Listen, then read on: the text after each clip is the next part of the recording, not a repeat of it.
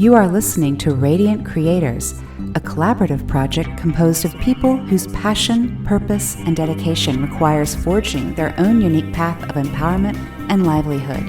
A Radiant Creator isn't making a living, they are living.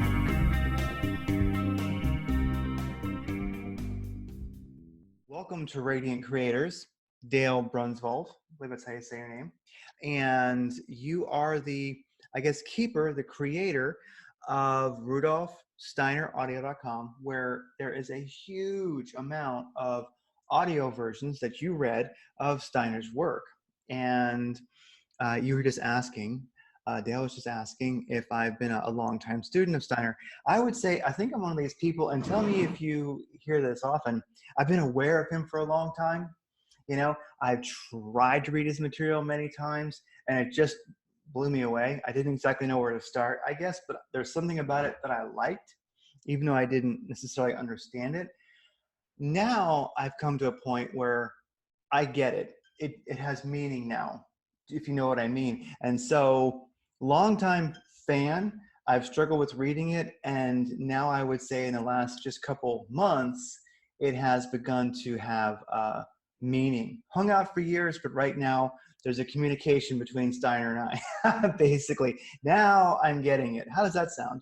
I love it. I'm curious, really, was there a point, some kind of a moment of leverage that you entered into some kind of understanding? Was there one idea or one statement or something that clicked a gestalt, we might say? Oh, I can read this now. Yeah, there was actually. There actually was. And what it was is, move you over here. So I'll just look at you. I tried to read, years ago, I think Intuition as a Spiritual Path, that one. And I just couldn't get any hooks into it. It was very cool, but I guess you could say I couldn't understand it. But what got me, and I've got Knowledge of Higher Worlds and Its Attainment, and started reading that, and I went, oh, okay, this is a better place to start. I can understand this. And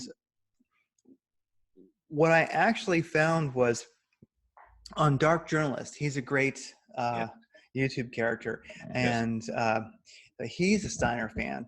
And then I saw that he was doing some interviews and also himself talking about Steiner, and I understood it from his point of view a little better, and that helped me read Knowledge of Higher Worlds, and then some other material. I forget the other one that I'm reading now too. I gotta look it up while we're chatting. But so now I'm reading two of his books, and it seems like I found a starting point. But something that clicked, that really got my interest, that kind of put me over the edge, and something I understood was when Dark Journalist was talking about Ahriman and the A sphere.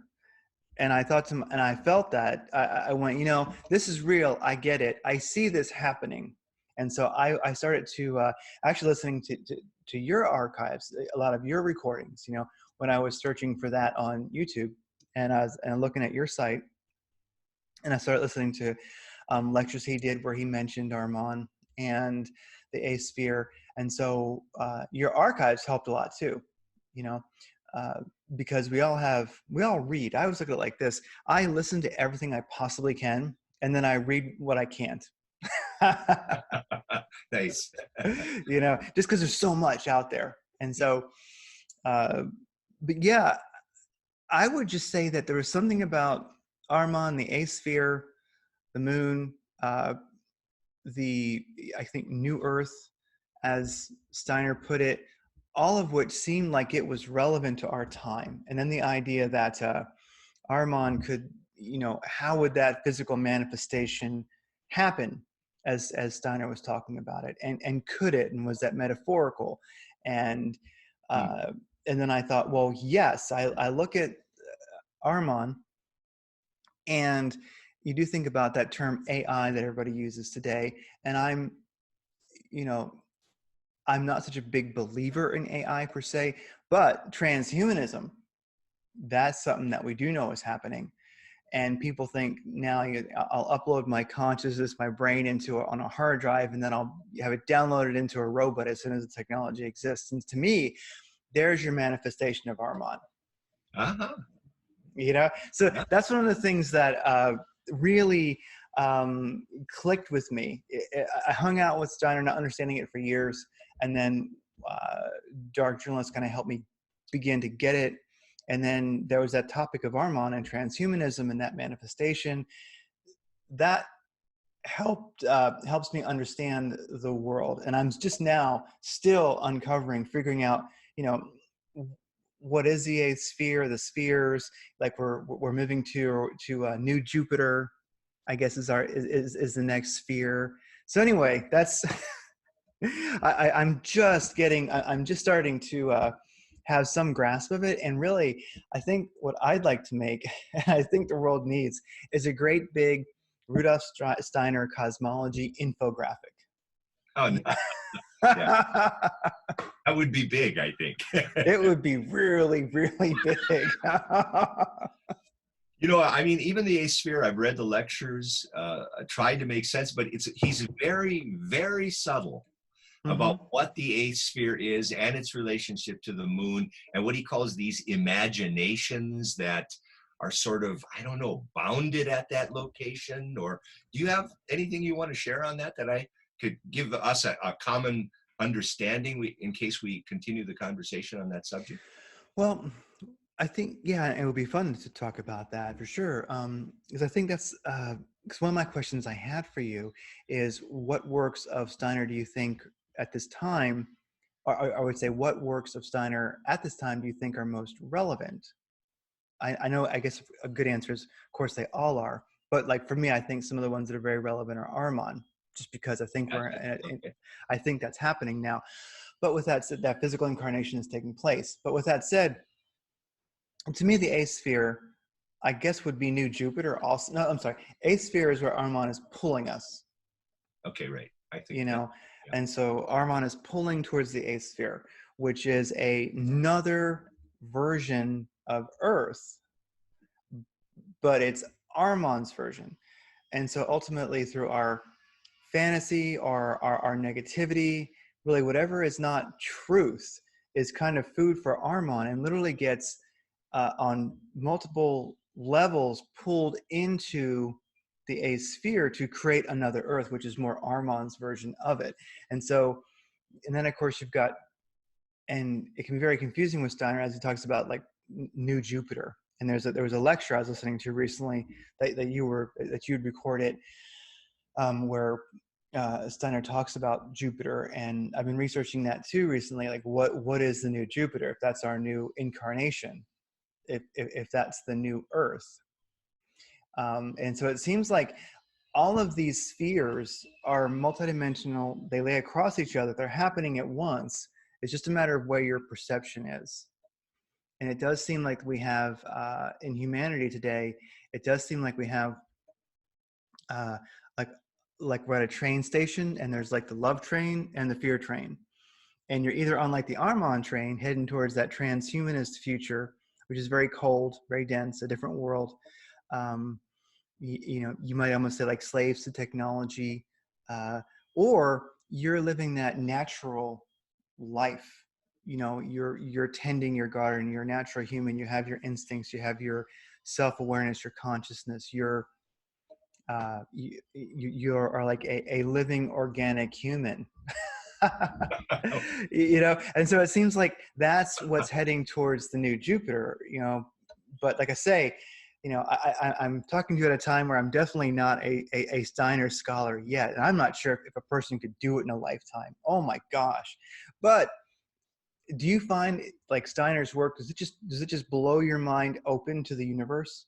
It gave me a set of ideas that I hope are kind of balancing exactly what you're describing, which is the preponderance of materialistic orientations of understanding to everything, right? That there's only the material world, and anything that we thought in the past was just superstition, and really a sad situation.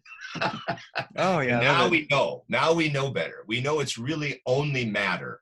It's really only right, and that's really Ahriman's victory if that's sustained. And for some reason, I think for me, it was as a kid when I would ask parents. I suppose I was about 9 or 10 by then, and I just, okay, I'm ready now. What's death? Oh yeah.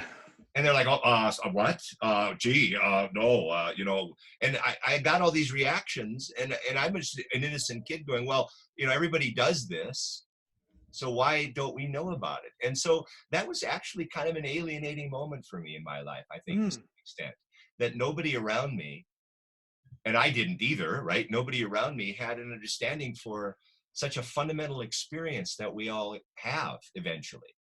And so that almost maybe more subconscious at that time, but it seemed to always be there. And then as I got older and didn't find an answer in science per se, and in religion, you know, it was vague. It was traditional. It was only believing. And I'm like, well, why am I going to do that? Why am I going to believe and still not know? You know what I mean? And that was, so I had a scientific orientation, shall we say, from my culture, from my upbringing, that wouldn't let me just believe in something and be happy. There's a lot of people, of course, they are happy doing that. Mm-hmm. So that kept me searching, shall we say, without, you know, if you perhaps fall into a belief, you're done searching there, you go raise your family and have a job and, you know, get old and die. Right? Yeah. But in my case, I'm like, no, that's still not fulfilling. I need to know. And so I kept looking at I remember reading Castaneda when I was about 15, 16. That was interesting. Gurdjieff, Carl Jung, some of these people that were kind of borderline type stuff. And then when I ran into Steiner and he gave all these details about the life between death and rebirth, and they were just facts. I mean, they had this factuality way of talking that I could go, I can take or leave this. I'm going to study this because he's not asking me to believe in anything. He says, I did this research. This is what I found out. Take it or leave it. And the preponderance of detail is quite astonishing, isn't it? Yeah. So I know that's a little nutshell there. Oh yeah. Well, about that. Yeah. And what did you, because I know for me, I have not pondered so much, you know, what happens when you die, the body, I guess basically when you trade the old car in for a new car, you know, or you know, whatever happens.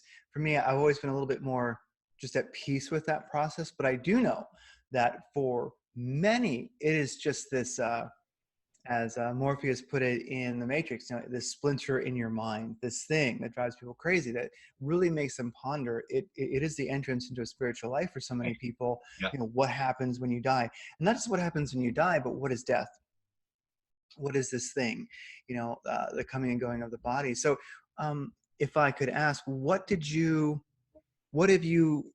how has Steiner answered that for you? I mean,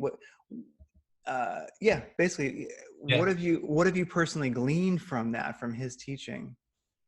So there we need to then see where we are on the fundamental frameworks that he provides that our world does not provide for us. And one of them is the idea of our 4 basic bodies that we have. How about that? Are you familiar with those at all?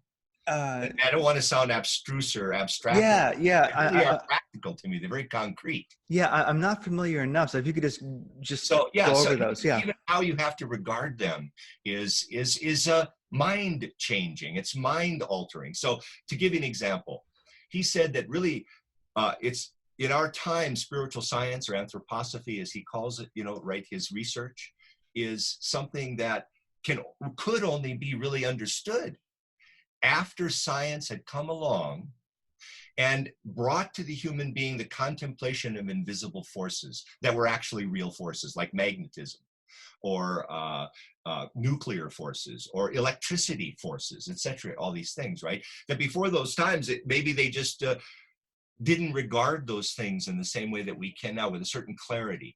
So we look at a compass needle, you and I do, mm-hmm. and we don't let's say, anymore. I don't know if they did or not then, but we don't look at that needle and try to figure out in the needle why it's moving. We laugh at that. We know, well, no.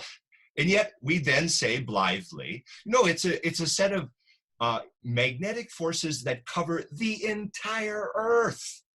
And those forces from the entire Earth are working on this needle. We go, yeah, that makes sense. But then if we say, right, well, what about life? What exactly is life? When I look in my body and I'm seeing my cells divide, and I'm seeing, 100,000 cells an hour or a minute die, and another 100,000 cells have been replaced, so that my body really, as you and I see it, is just a flowing of substance. There's nothing permanent. In every 7 years, it's completely replaced. Every part of your body's not even what it was 7 years ago. And we look at that, and science just, eyeballs that and studies that like we would study a needle in a compass. Instead it goes, no, you're looking at the effects of life forces that have been able to grab hold of this substance here and manifest themselves on a physical plane. So your eyes can see the results of what life is doing in your body. But those life forces are, again, a cosmic field of energy, intelligent energy, actually, right? That on the Earth, in this particular location, we then call it organic matter, they found a way in. They found a way in, and now they're manifesting an aspect of their activity, and you look and see it, and you call it life. It's sort of like Plato's cave, right? You're looking at the shadow on the wall rather than being able to turn and observe the actual life forces themselves. And Steiner is a clairvoyant, and there have been others in the past as well, are able to then look at that sphere of life forces. He calls it the etheric world. And he calls that each human being has a body of those forces that are very unique and particular to each of us, that he calls your etheric body. Mm-hmm. You've heard of this, right? Oh, yes, the etheric body. Your physical body is constantly dying. And these etheric forces, which ultimately come from the cosmos, but you have a sort of compact set of them that's very much your own. It's just there working away.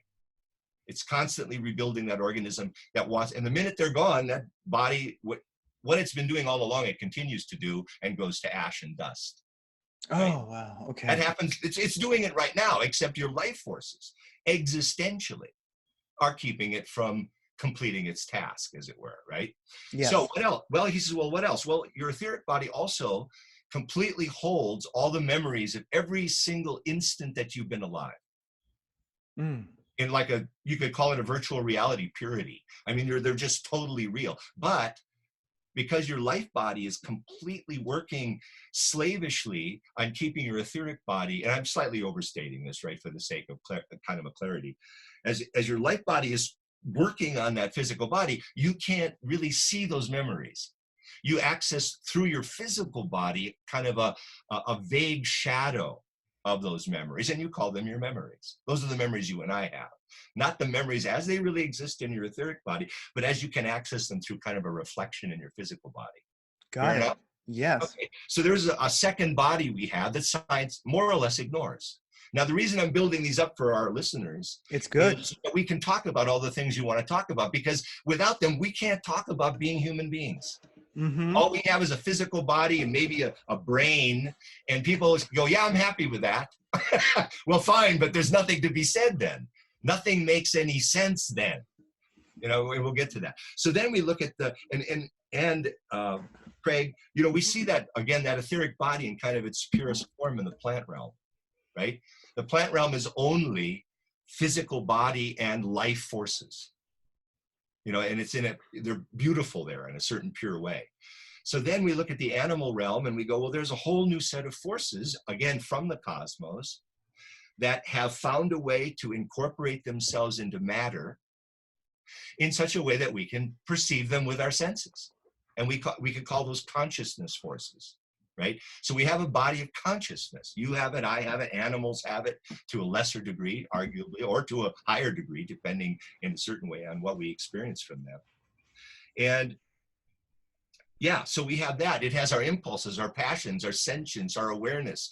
It makes use of our sense organs. And then, you know, we do so much with the astral. It's also called that astral body, but Mm-hmm. that word's got a lot of baggage, right? But we could call it a body of consciousness forces. So there's a third body we have. And then finally, the fourth body, he then says, is this reincarnating individuality, your I or your ego. But its relationship to the body is very tricky too, because we don't really experience the self in its completeness. Craig doesn't experience Craigness completely. Dale doesn't experience Daleness completely, right? That there's still, the only way I can meet myself is through its reflection in my physical body as well. So Plato's cave analogy, if you ever recall that, if you ever read that in the Republic, Oh, yes. you know, right, it is where we're all totally enthralled by the shadows on the wall. And that really has many levels now from Steiner's point of view, right? So so the point being, with these four bodies, then we can start to talk about things. So what happens when you fall asleep? Well, Steiner says a clairvoyant watching a person fall asleep sees their body of consciousness forces, which has a shape or qualities of color and all these things, and their ego, he sees them actually separate from your life body and your physical body, which remain in the bed.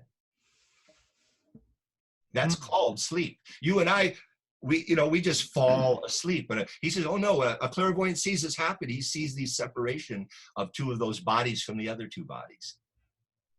And I went, well, that's elegant. That's actually very elegant, if what he's saying is correct. And then he talks about, right, in many lectures, what's actually happening, that your consciousness body and your I are working with the hierarchies, the spiritual beings in the spiritual world, and they're doing a whole bunch of activity there. Meanwhile, because your consciousness body is a damaging activity when it's in the body. When we're awake, our body is being destroyed by our consciousness. Wow, okay. Okay, it damages it. In fact, Steiner says it has to find a place where it can perform activity of destruction, so that self-awareness can manifest in the organism. And so because that does that, you have to fall asleep again and recuperate from that experience. Wow. And I think for people who've seen a body, like a dead a body, this rings very true, because for me, having seen dead people, you realize once the I guess say the etheric body leaves. And we haven't gotten to that yet, but let's go. The physical, it's just so darn dead. It's funny. I mean, I don't know how else to put it, any more elegantly than that. But basically, it's so darn dead is good. a dead body just looks so dead. I mean, and you start realizing, like how you were saying, that consciousness damages it, and how it's constantly disintegrating while it's being built, because you see, at least the perception that I had when I have seen dead people, is that the energy it took to keep that body alive, regardless of its age, be it baby or old person, middle age, doesn't matter, was the same amount of energy. And it was massive, because once that conscious energy stops animating that already dead form, I guess you might say, it just looks, so darn dead. Okay, so keep going. Yeah, so I mean, let's say that. So we have that picture of just falling asleep. So then we go to what you're describing, death. Well, the clairvoyant then is watching death occur. Now the etheric body and the body of consciousness forces, I'm going to call it an astral body just for short. Perfect, okay. Yeah. And the ego, those separate off, and the physical body then begins to decompose. What happens? He says, well, the first thing that happens after that is that the etheric body, so to speak, turns its attention around 180 degrees. I'm using these phrases. Mm-hmm. and it pours all of its activity, into the soul of the departing person. And what happens is its activity manifests as pictures. And really its activity was manifesting as pictures, even in your physical body, as it was constantly rebuilding it. You could call it a picture-making body in a way, right? So, so what happens is your life passes before your eyes. That's what happens when those etheric forces pour all their activity into your soul as after death. And it takes about 3.5 days for that process to kind of reach completion. You go from the moment of death back to the moment of birth, and you sort of ruminate or incubate or gestate inside this initial picture of the life you just lived. Because you're now beginning a process of excarnation, of becoming a spiritual being again, since, you know, for 80 years or whatever, you've been a physical being. There's a transition, just like there was when you were born. It had to go from being a spiritual being to becoming a physical being, right? There was a whole 21 years, let's say, of transition there to talk about, which, by the way, is beautifully works into all those 4 bodies again, how they manifest through 21 years. So anyway, to give you an example of how cool that is, in the ancient religions, they knew this, even though it gradually faded from direct knowledge and only became tradition. They knew that that 3 days occurred, that there was a special time to let that body be in state so that the processes that were going on in the excarnated soul could happen without interruption, could happen with a quietude around them. And that was called the wake. Right? So the religion had a wake, and they would put the body in state. The family would be there, and they would attend to that body for 3 days. It's interesting, isn't it? Now that's gone. Now it's pure tradition. People still do it. Now, one of the things that Steiner created, of the many things that he created, he didn't create it. I shouldn't say it that way. He was asked by theologians if there was a way to renew ritual and the religious experience in our time. And he said, I can help you with that, but I'm not going to found it. I work with anthroposophy. I work with my spiritual research. But if you want to help, and he did, and there's now a religious forum called the Christian Community, the Movement for Religious Renewal, which is all over the world now. There's churches of that. It was started, he helped guide it into existence, but it's a new priesthood, you could say. And anthroposophy is one of its kind of pillars of understanding. Okay. Wow, okay. And I've gone to the Christian Community for 30-some years here in Denver. And we read to the dead with their body in state for those 3 days. And we read the archetypal images from the Bible to them.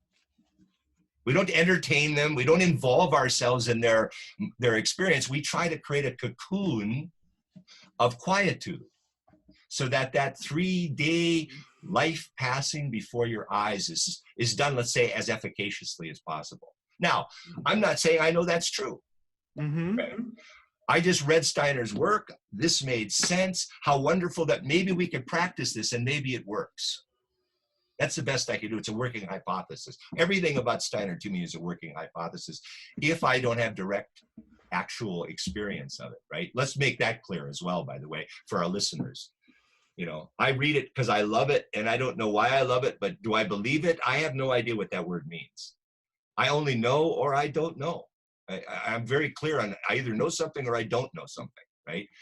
So just to kind of get that up. Anyway, so after about 3 days, that etheric body then disperses into the ether, into the cosmic ether, and then, Steiner says, you then go through the contents of all that activity that you were doing while you were sleeping, right? I said when you're sleeping, your astral body and your ego separate from your etheric and physical body, and they're doing something in the spiritual world during the time you're sleeping.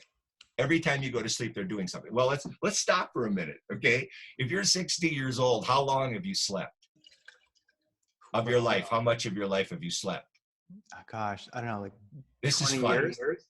Say it again. 20 years? 20 years of those 60 years were in unconsciousness. Isn't that something? Just let that sink for a second. Of my 60 years, I have been unconscious for 20 of them. That's part of being a human being. That's part of doing that thing called having a life. 1/3 of it isn't even conscious. Okay, so Steiner says there's lots of things going on, but one of them, he says, it happens is during sleep, because we're in interactivity with the hierarchical beings of the hierarchies, the 9 hierarchies, we could talk about those. He says, we take the moral quintessence of all the deeds of the day we just lived, and we weave them into kind of a moral tapestry, so that the goodness of our deeds is preserved, the evil or the badness of our deeds is preserved as part of something that needs to occur lawfully in the cosmic destiny, in the destiny of the cosmos, when the spiritual side is included as well as the physical side, which we don't have anymore. Ahriman is sort of victorious in our time because we only have a physical story of the cosmos, right? Yes. And he's saying, and Steiner gives us the other half if it's true. Okay, so when you die, you have, if I die at 60, I'm 63 now. If I die at 60, then I now have a 20-year body of the or a tapestry, or whatever kind of metaphor you want to use, that I live into. That is, you live into that. And this is all for the cosmic justice. This is all for the good of your own growth as an evolving individuality, for the goodness of the whole cosmos. None of this is negative, actually, in any way, okay? And so what happens is that, again, you start from the moment of death, and it takes about 20 years, and you work through your life to the moment you were born. But in this particular instance, which he uses a Hindu term, kamaloka, it's similar to kind of the purgatory aspects of Catholicism, but that's all degenerated. Those ideas are all old and kind of encrusted with a lot of confusion now. And so he's kind of re-enlivening that. So let's say I come to a moment where in that going backwards in my life in this Kamaloka period, where I punched somebody because I was mad at him, and I felt all the power of that, and that person was all humiliated and embarrassed and hurt and shamed, right? Yes. Well, I remember in this ego, in this memory right now, my power and my control of that situation. In Kamaloka, you experience the other side of that. You are the one being beaten. You are the one suffering the humiliation of that. And that's important for the ego to have those experiences. It begins to balance you back into being a spiritual being rather than a physical one. And man, I'll tell you one of the things, so you get that casual comment by Steiner that you will then experience your life, but from the other person's point of view, all the way back to being born. And I go, wow, what happens if I tortured somebody? What happens if I was part of a government and I believed my government and I just went and tortured somebody? Well, then I'm going to have to, in that moment, in my Kamaloka, going back through my life, I'm going to have to be that person that I tortured. That's quite extraordinary to me. He's not even telling you not to torture, right? He's just describing the other half of your destiny as a human being. Okay, so then after those 20 years, that astral substance, shall we say, it disperses, and the ego then can begin to enter into what's going to happen then for, on average, between 700 and 1,000 years. The Steiner says, on average, your time between incarnations is between 700 and 1,000 years if you were going to use earthly time. Which, okay. I don't know. Okay, I'll stop there because I could kind of ramble on forever. Oh, yeah. Yeah. And again, those 4 bodies now, those 4 bodies are what you and I are going to use to talk about the human being. Is that okay? Oh, that's perfect. And those... hopefully we can incorporate those because they're just rich. They're incredibly rich what they start to do. Oh, they absolutely are. And so those 4 bodies, they would be physical, etheric, conscious, and then or memory. Astral. Yeah, conscious, astral. And then you could, memory is a pretty good word for it, but let's call it the ego, the self. Okay, so the incarnating self. Yeah, so that's the 4th body. Yeah, so physical, conscious, or astral, etheric, and then memory, ego. Yes. Okay, and that's where you reincarnate. Okay, perfect. It's good to get these things down because one of the things I think that why I think this is valuable, and I love recording this. And we're not live. We're recording this, then I'll put it up afterwards. We found that recording live people didn't like it, so we just record. We don't do live anymore. The thing with Steiner is the work. It's exciting. It's invigorating, and I like the way you put it. Something you said. You don't know what belief or believe means. You either know something or you don't. And I think that's an amazing way to go about it. A lot of things in life, actually, not everything, because yeah, I was interested in Steiner's work before I even began to understand it. But there was something in it that was true. And I knew that I had that confidence, even though I couldn't grasp it, you might say, for years, picking it up once in a while and being like, nope, I'm not there yet, but I'll try back again later. Oh, now I'm starting to get it. Okay. But I feel like it was sinking in all the time that I had been pondering it. Beautiful, beautifully said.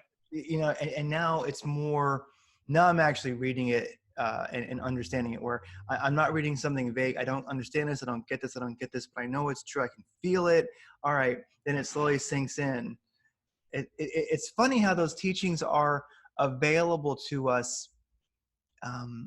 Gosh, it's like, what do you think draws people to Steiner? Because I felt like I was drawn to him, and somehow that connection was made, and it was working. It was happening. There was this education happening. There was this learning happening before I was really conscious of it.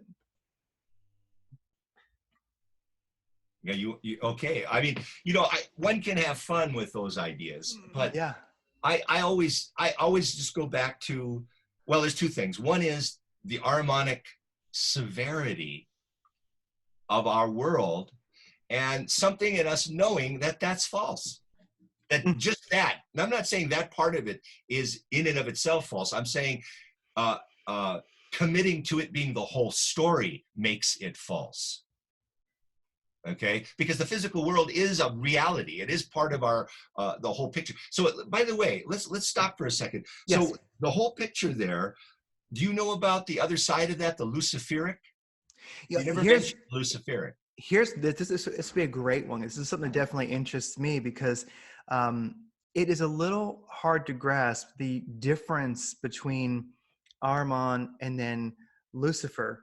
And I definitely would ask, if you could define each of those, and then what does each of those want? What is the role they are playing?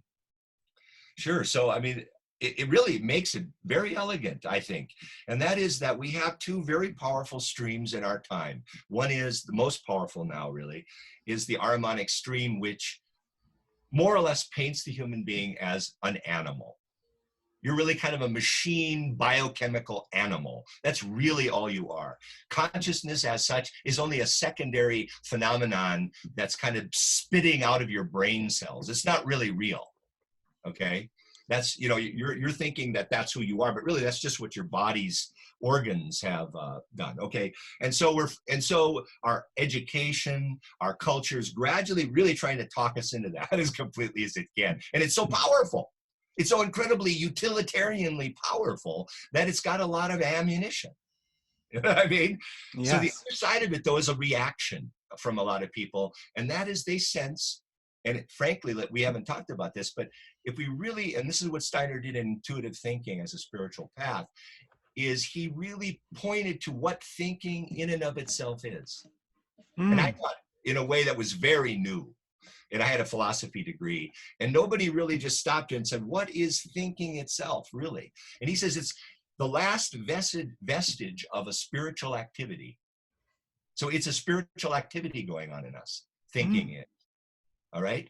And we're using it and combining it with the percepts we're getting from our physical senses in order to build up the world we see in our consciousness. So our consciousness isn't just passive. We don't just get stuff from our eyeballs like a camera obscura and it magically makes its images in the mind. He says that actually doesn't really work that way. Your thinking is taking a hold of what is otherwise chaos coming from your sense organs and building those two together, a concept from the life of thinking and the perceptual data from your senses are creatively combining to build the world you're experiencing in your consciousness.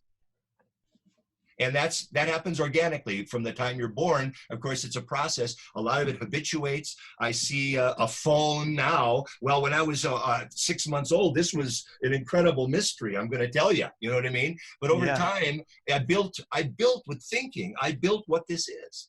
Now, not to say I magically could unbuild it. Okay, it's also real. It's also physical. But okay. So those people then kind of that experience and acknowledge this spiritual activity called thinking, sadly enough, in a pendulum swing kind of way, say, yeah, that means we're really godlike. That means we're really gods. And you get the whole New Age movement, okay? And people wanting to meditate. And you get people that, a lot of them, I'm going to say this again in a black and white way, who want to figure out how to excarnate off the planet and never come back. They don't ever want to be here again. In fact, they think we're really superhuman, godlike creatures who've lost our identity. We don't really know what we are anymore. So think of the extremes of this. On the one side, Ahriman says, no, you're just a chemical, physical animal, really almost a machine. And we really like, and Ahriman really likes machines, right? Cold, accurate, freezing-like intelligence, but incredibly powerful intelligence. Then on the other side, you have the Luciferic forces that say, no, I just want to float off into the cosmos and become one with the universe, man. You know what I mean? Yeah. Right? That's a powerful force in our world, but not quite as powerful as Ahriman is, but it is very powerful. And in fact, you've got in the singularities of Kurzweil and some of those guys, you've got those kind of marrying in a creepy way with the idea of transplanting consciousness into the idea that you can. Right? Yes. Wait, okay, my phone here, I'm just going to shut this off here. Hold on, sorry. That's fine. Okay, so here we have these two extremes. Give me a sec here. Yeah. I don't know if you can see this or not. Let me see if I get this up close. Is that at all visible? Oh, yeah, I can see it. Yeah, oh, I recognize it, yeah. Okay, it's 30 feet tall. Yes. And Steiner was a sculpture for this. This is a sculpture by Steiner. And it's called The Representative of Humanity. And below here, you have a picture of Ahriman trapped in a cave. And the Christ being has his hand keeping Ahriman at bay. But not defeating him, not destroying him, but holding his forces in their appropriate sphere. Because they are important for human evolution. And then up here, you can't quite see, but this is a falling Lucifer right here. You can also see that Luciferic being here. And is this helping at all? Is it so? Oh, no, it helps a lot. And actually, I will link to that picture in the show notes because, of course, it's and there's a whole bunch of shots of it. Try to get more than one. So if you saw this one, you'd see a Lucifer upside down, falling as through the graceful, loving touch of the Christ, shall we say, right? And so these two forces, I'll put this back, those two forces are for good or ill, shall we say, but really for good in the long run. Those are the forces that are keeping a human being awake and are hindrances in our evolution that cause us to react against those and rise, shall we say, in our evolutionary sense, higher than we would otherwise have ever done. So Steiner really talks a lot about hindrance being positive. And the Christ stands in that relationship. And so he says, you know, whether you have a religion you believe in, that's fine. But you need to understand the nature of the Christ being. That's how he puts it. Yes, yes. And he says you can be, in fact, there is in fact a Christian community priest who was a priest all his life, but he was a practicing Buddhist till he died. But he was a Christian community priest. That's how interesting the relationship to the Christ being becomes from an anthroposophical point of view. It's so objective that you don't have to be a believer in the bizarre way that Christianity has become in our time, if I may say that. I hope I'm not stepping on too many toes. Oh, it's totally fine. What I mean? Yeah. Because people, well, you're not a Christian. I go, well, you know, I'm a person trying to become a Christian. And I don't know if that can be done in a whole lifetime any more than learning all of Steiner can be done in a whole lifetime. You know what I mean? You strive for the ideals that you find worthy of striving for. And being one of these things called a Christian, to me, is a wonderful goal, although the ones that call themselves that really should be embarrassed that they claim to be so when they're still so far from it. They should be saying, I'm a becoming Christian, or I'd like to be one and I'm trying. But instead they go, oh, I'm one, I'm relaxed, I'm gonna go now have a beer. And, they're like, and anyway, I shouldn't judge, but it scares me. I don't like them using the name in vain is what it amounts to. Oh, it makes sense what you're saying. And okay, so that's that. So now we have a Lucifer, Ahrimanic, Christ thing happening in this kind of triad, in this kind of three-part thing.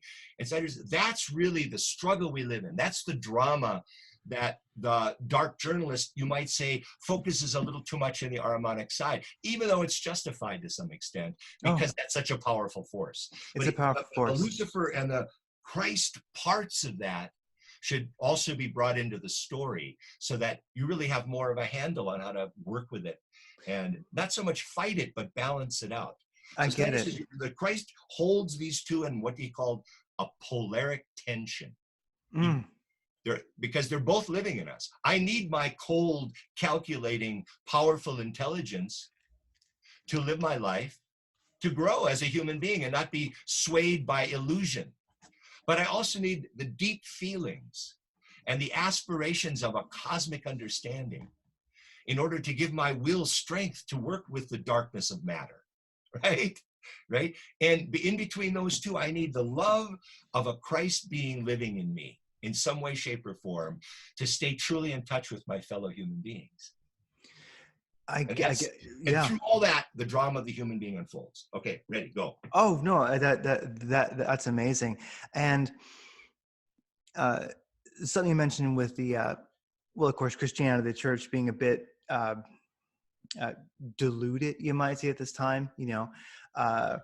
As a modern day philosopher, Neil Kramer, that we've talked to before, put it basically like, most people who are churchgoers, if you were to ask them if they were spiritual, many, more than you might think, would say, no, I'm not. They're communal. Oh, nice. So their church is their community, but are they spiritual individuals? Actually, are they people of faith or not? Do you know what I'm saying? Do they have that awareness of themselves? Do they have that feeling of and I love the way you put that, the polaric tension that is within them? I would say most would say no, they actually don't. And I don't think they really hung up on it. I don't think they really care, because church is their community. And in a way, that is you could almost say that was a bit Ahrimanic, because now it's not a spiritual community, it's just a community. One thing I wasn't, even though it's better than other avenues, right? Yeah, it's not a worst-case scenario. Yeah, it's better, but it's not there yet. And Craig, we'll get to that, but we'll get to that in the sense of, let's add this in. I want to go back to your question, but don't forget this. Let's talk about this other fundamental concept of Steiner's that just is mind-shattering, and that is the evolution of consciousness. The evolution of consciousness. But let's go back to your comments, and then we'll go to that later. Oh, I just wanted to ask about, the Christ, that's, that one I can definitely grasp. And then, of course, Ahriman, yes, I can, you definitely illuminated that. But Lucifer, still a little bit, not exactly sure if I get the Luciferic influence. What could you just touch on that one more time, a little bit more? Yeah, that's a good one. You'd think I would have a pretty good handle on that. That's the thing about Steiner's work, is we're all like working on grasping it, which is one of the beautiful things about it. So both Ahriman and Lucifer want to take humanity away to their own worlds and create their own evolutionary stream. So you can see the one of Ahriman, like you've talked about in the 8th sphere, and we would just become a being of matter. They're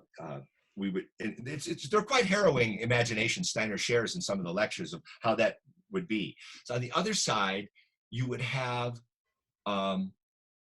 beings that,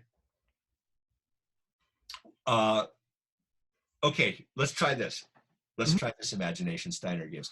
So after death, you expand through the cosmic spheres. You expand through the moon sphere. If you think of the Earth as the center, then the moon creates a sphere around the Earth. Then Mercury creates a sphere around the Earth. Then Venus creates a sphere around the Earth. Then the sun creates a sphere around the Earth. Okay, that old Ptolemaic superstition. Steiner says, no, there's an actual truth in that. that we've forgotten. That's important that we re-understand now from a anthroposophical point of view. When you get all the way up to Saturn, you have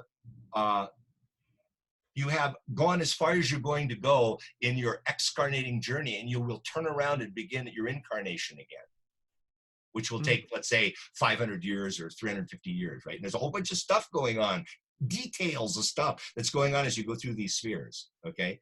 He says, but at that moment, he calls it the midnight hour of existence. When you're at that point at Saturn, you're at a midnight hour of existence, and Lucifer stands before you. And Lucifer says, you don't have to reincarnate again. You can stay with me. You're a spiritual being. You can stay in the spiritual world and be a spiritual being with me. You don't have to be born again and go through that. And Steiner says, and in fact, you could say yes, and you could unite with Lucifer at that time. He says, but what you would end up being in the spiritual world would be like a cripple. You'd be like a crippled being. Okay, because the image of what you are is still to happen. It still has to have reincarnations in order to continue its evolution, in order to continue its growth. And so that's kind of a big picture of that orientation that people kind of, let's say, possessed by Lucifer in this sense that we have, where they just don't like the earth. They just don't like physical matter. They don't like logical reasoning. They want to live in imaginations and kind of a fluttery, half kind of loony, flaky life. Okay? Does that make sense? Oh, and yes. those people, you might say, are really love Lucifer. They really love the beauty. They love beauty. And they don't care. You talk about science, you talk about the concrete, planning your day out. They look at you, oh, I don't want to do any of that stuff.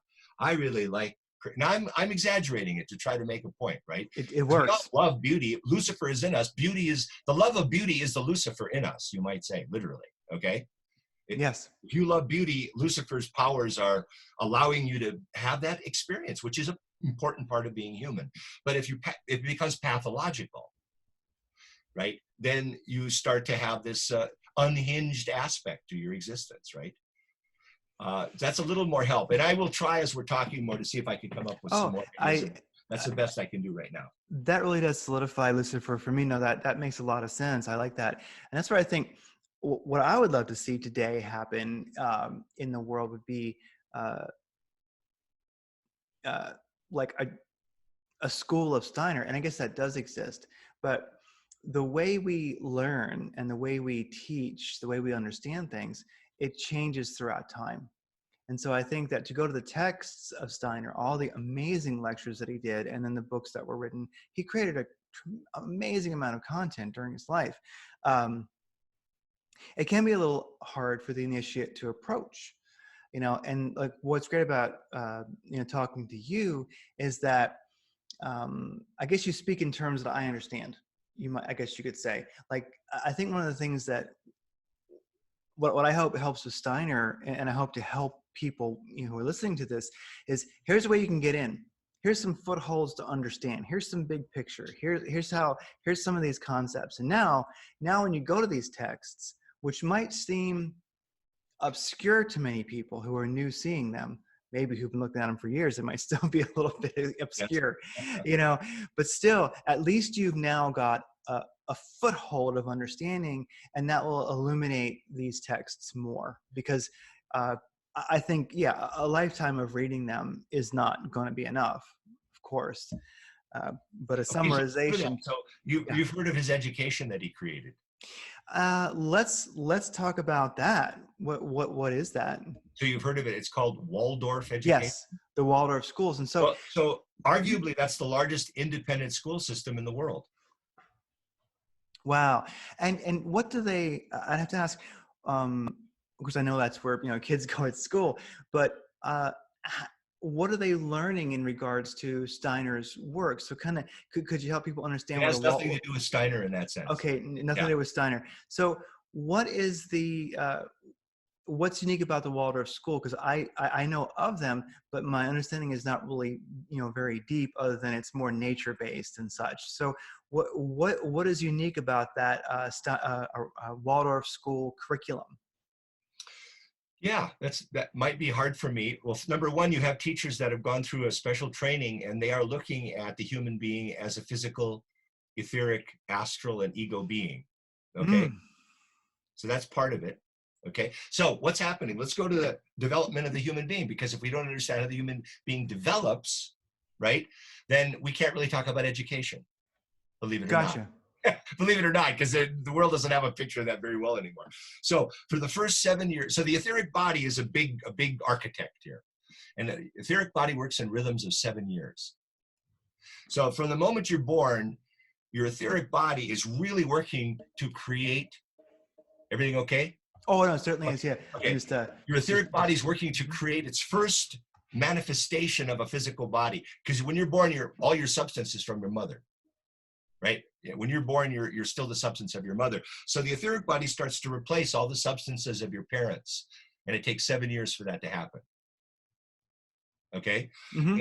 At the end of that 7-year period, so Steiner says during that 7-year period, the human being is deeply, deeply, deeply a sense organ. All of its senses, it's just absorbing from the sense world in a very, very existential way. There's not a lot of separation from the world at all. That does gradually happen. And again, we're incorporating this idea of the evolution of consciousness occurring in the child, right? And there are little moments that occur. But for us to go in during those 7 years, Craig, Yes. and try to intellectualize, try to force Ahriman's influence as soon as possible, because that's what all learning the alphabet and all that stuff forced on a child, that's what you're kind of doing, is you're Ahrimanizing them, okay? If you do that, Steiner says that what happens is the etheric body is building that organism, but if you ask it to think, it has to pull some of its forces away from what it's doing in order to start to learn the alphabet and in order to learn how to read. And you weaken the primary task that etheric body is actually lawfully supposed to be doing at that time. And so, well, how do you teach then? What would teaching be in the first 7 years? Essentially, Steiner says the child is pure imitation. Through its sense organs, it wants to imitate everything it experiences, especially from human beings.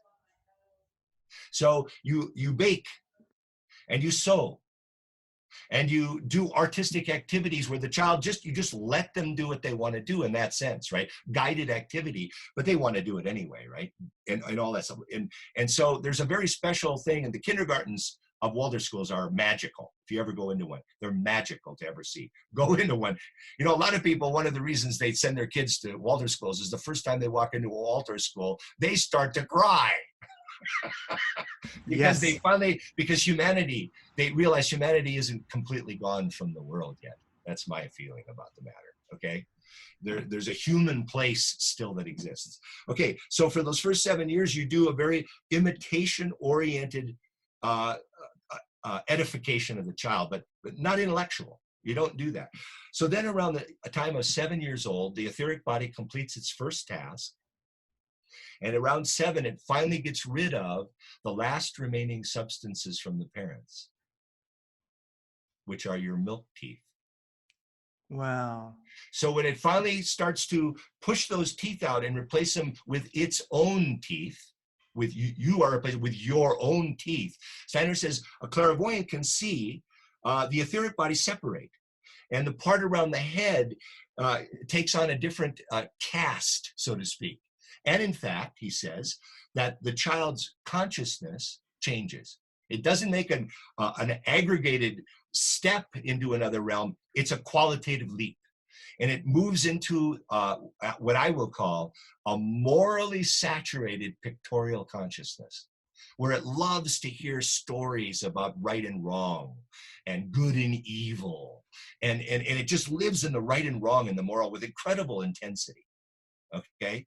Yes. And so the teacher has to change all and that's when a child's ready for school, is at the age of roughly 7, or whenever you see the teeth changing. That could be 8 or 9 for slower developers. It might take that long, right? And that's when they're ready to go to a school. Okay. So in a Waldorf school, you bring your kid in, he's 7.5 and his teeth aren't changing. They would probably say, no, you better wait till next year. And you're going like, why?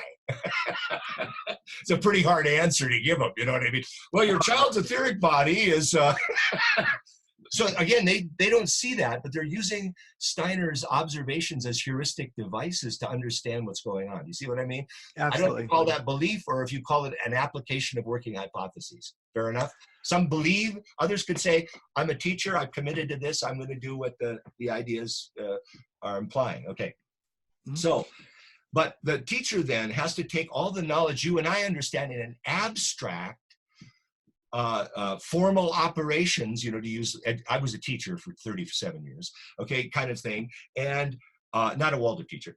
I did that for 3. And they have to turn it into mythological, pictorial, artistic activities and try as little as possible to exhaust the human being in a certain sense, like intellectually. You can exhaust us. And again, I mentioned, as those consciousness forces are brought in, they do damage, right? That's why you fall asleep every night. So they have to be treated very well. Okay, so from 7 to 14, Steiners, you have a very ideal place because the etheric body is very powerful during those years, and the astral body has not yet been born. And by the way, Steiner called that at 7 years old, when your teeth are brought out. He says that's when your etheric body is unsheathed, like it's taken out of a scabbard. And you now have, for the first time, your own etheric body. At 7. Your own, at 7. Okay. Your etheric body is born at 7 years old. Just like your etheric body dies at 3 1/3 days after you die. It takes 3 days after you die for your etheric body to die. It takes 7 years for it to be born when you're born. That's amazing. Okay. Yes. Now, but think of it as a pedagogical tool. That's so extraordinary, really. So then what's so ideal is because your astral body hasn't been quite born yet, even though it kind of begins, right? It's an ideal time for teaching. And the modus operandi for all teaching is art. Art, everything is done in and through and around and with art. Because you just can contemplate that. To Steiner, art was really the thing that allows the Christ to live strongly between Ahriman and Lucifer in the healthiest way possible, even though he isn't there in anybody's mind or dogmatically mentioned one time. Okay, but that's, shall we say, the operational activity that's going on. So let's just take one tiny idea I've always loved. So I've got a piece of clay in front of me. Okay, just amorphous, nebulous piece of clay. And I've got an idea in my head that I want to see manifest in that physical form. And so my thumb goes, okay, I'm going to begin this. And it pushes into the clay. And then I step back. I go, well, okay, that's not exactly what I wanted to happen. But okay, that's a beginning. And then you see again, because things just changed. So you see again and you change your understanding, you go back in again, right? And this conversation with earth, this conversation with matter, and with this brilliant, imaginative, living imagination that you're working with in your consciousness are interacting. My eyeballs are too big right now, sorry, right? Are interacting, and you are creating something on there, right? That's, yes. You want to do that in math, in history, in geography. You want to do that in everything. That's what a master Waldorf teacher will do. Now, here's the other thing. A Waldorf teacher stays with their same class for all 8 years, from the first grade to the 8th grade, and builds a human relationship with them that constantly changes because the child's consciousness is changing to beat the band. Incredibly powerful, but very problematic at the same time if you've got a dysfunctional teacher, if you've got a situation that just doesn't work. And there's nothing ideal here we're talking about. I mean, everything is ideal that we're talking about, but the reality is still something that's enormously, it isn't a job, it's a calling. That's where the word, might say, being a Waldorf teacher is a calling, right? It's not really a job. If it is, it doesn't last for long, I don't think, right? Because of the demands. Okay, so then what happens? Another 7-year period. This is kind of amazing when you think about it. So another 7 years happens, and then what happens? Well, at 14, what happens to us?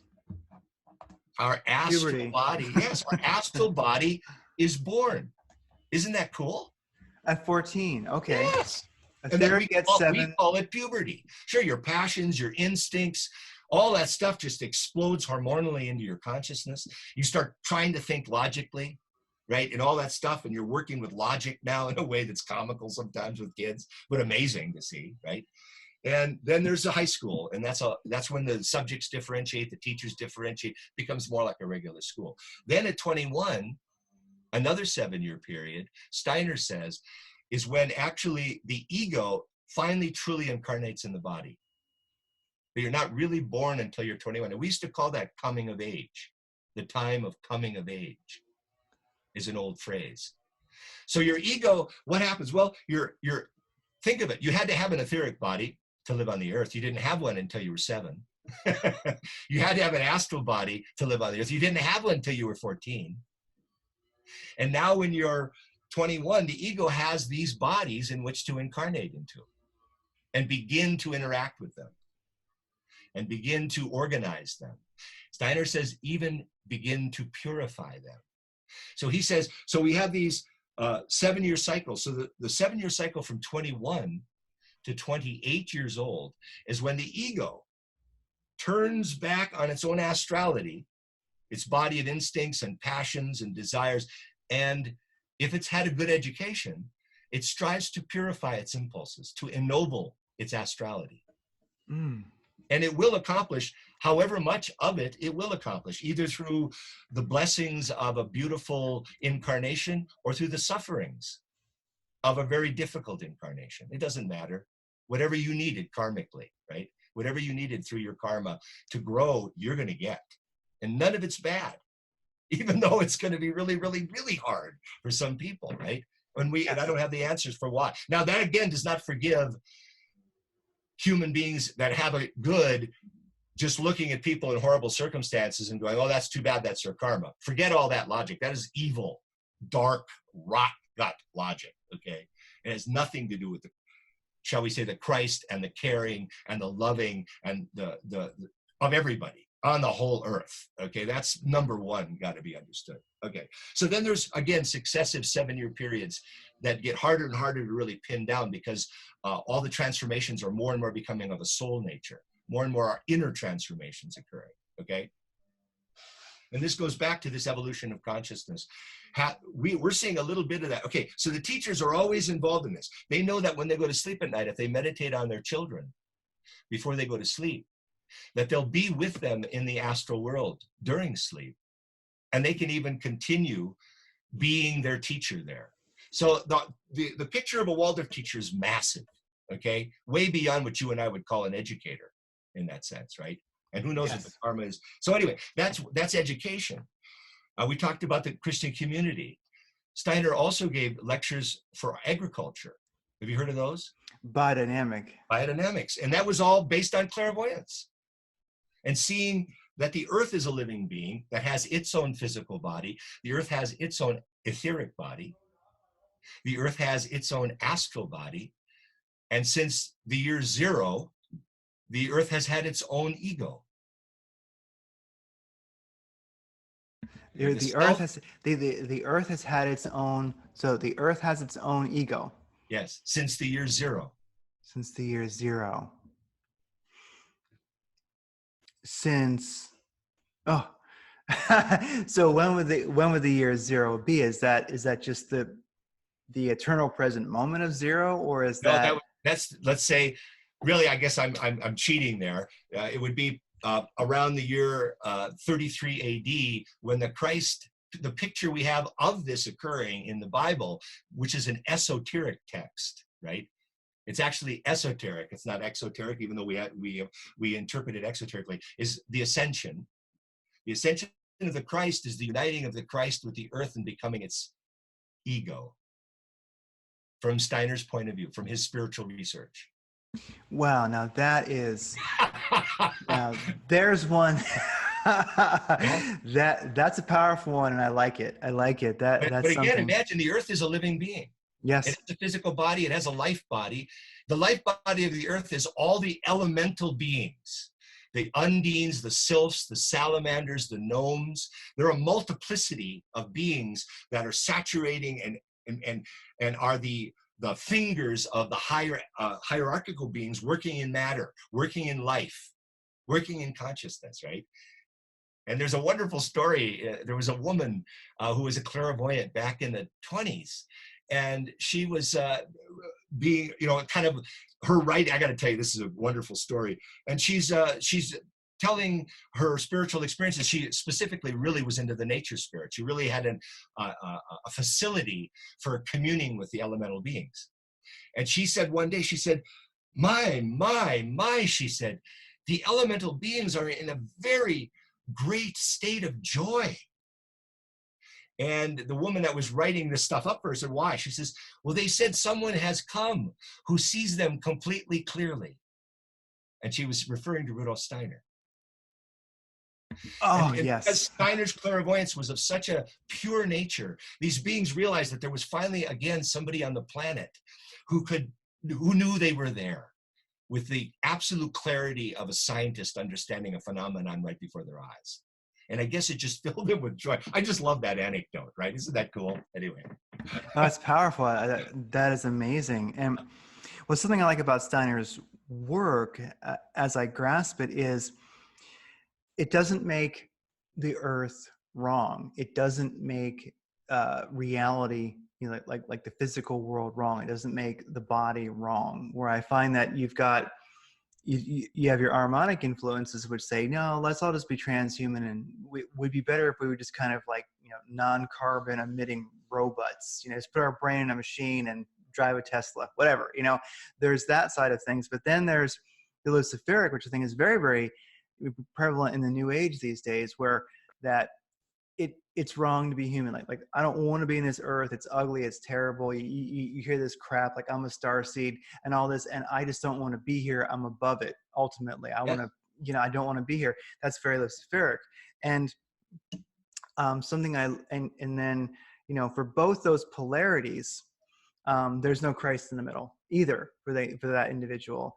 And so it seems that something really speaks to me with Steiner's work is that, yes, if he saw the elementals, which hopefully everyone has seen flicker in the corner of their eye, like you become aware of this, that especially with biodynamic and biodynamic farming, it's that he made matter, I guess you might say, like the earth, physical reality, magical. Because I think, especially if you look at biodynamic farming, to me is magical farming. If that makes sense, it brings farming to life. Alchemical. You could use alchemical. The word alchemical, yes. Right? Yeah, it's practical alchemy, and it works, because that's the thing. There are organic farmers. There's like the Demeter Project. There's other ones, yep. And yeah, I know that wine has been grown for quite some time biodynamically, and that's the thing. If you eat biodynamically grown food, and here's one, if people want to go have some fun, go get biodynamic wine. Ask a nice wine store, do you have biodynamic? They will say yes, usually. I'm telling you, it's different. It's unlike wine that is not. Yeah. You know, so it really, it's almost like Steiner, through his work, makes having a body cool. You know, it does, because now it's so grand, and there's so much going on.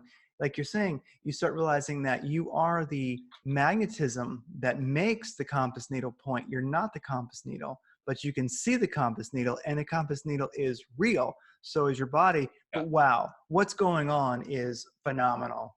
Yeah.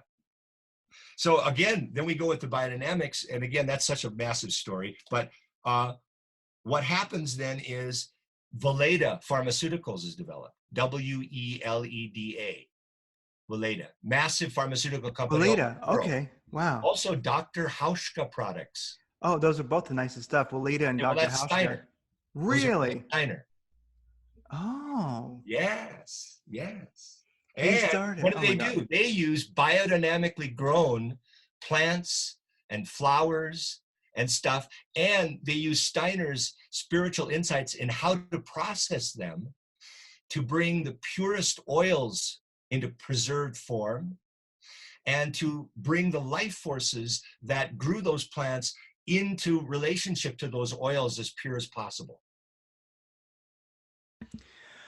Wow. Now, I did not know that. And that we're only again touching the surface here. We're only, tell your listeners, all we get to do today is, you know, talk about the earth, the little crust at the top instead of it all the way down to the center of the core. It's impossible. The guy is impossible. Yes. Couldn't really have been born. This can't possibly be true. Oh, absolutely. I say that every morning when I get up, I'm afraid, you know. How could the world, you know, and there's the thing, of course the world can't know who he is. Of course he's unknown, because you talk about him and they go, oh, you're really far gone, aren't you? You poor guy, you know. And I do talk a little intense about it, but, and here's the other beautiful thing is, for people in our time who poo-poo so many things, let's say of a spiritual nature, and rightfully so with all the crazy stuff going on, the charlatanry and all this stuff in all spheres, is they can be a farmer. And they can meet a biodynamic farmer at a conference. And that biodynamic farmer can start talking and they go, what? You know, I'm a farmer. I know what you're talking about. I didn't understand that way. Dang it, I agree with you. Who is this guy? How do I find out about this? Or an educator. They've been working, trudging away with these biochemical machines they're supposed to be teaching, right? These harmonic little entities they're supposed to try to get to read at 2.5 years old and destroy their souls, okay? And they meet a Waldorf teacher. And the Waldorf teacher starts, you know, just talking about what they do and how things go. And they go, what? Well, I'm a teacher. I've been a teacher for 30 years, but you make sense. That makes more sense than what I do. So here's the beauty of the initiate of our time, is that he came and he actually created vocational paths to spiritual development. That you can become a Waldorf teacher. What do you do as a Waldorf teacher? You take on a spiritual path in your own destiny. If you take on and become a biodynamic farmer, you're not just growing food. You're now taking on a spiritual path through biodynamic agriculture to become a higher spiritual being. It's a spiritual exercise. Isn't that cool? Absolutely. I mean, that's impossible when you think, because he did it in, what did he do? He did it in architecture, right? All his buildings that he was an architect of. You seen the Goetheanum? I've seen pictures.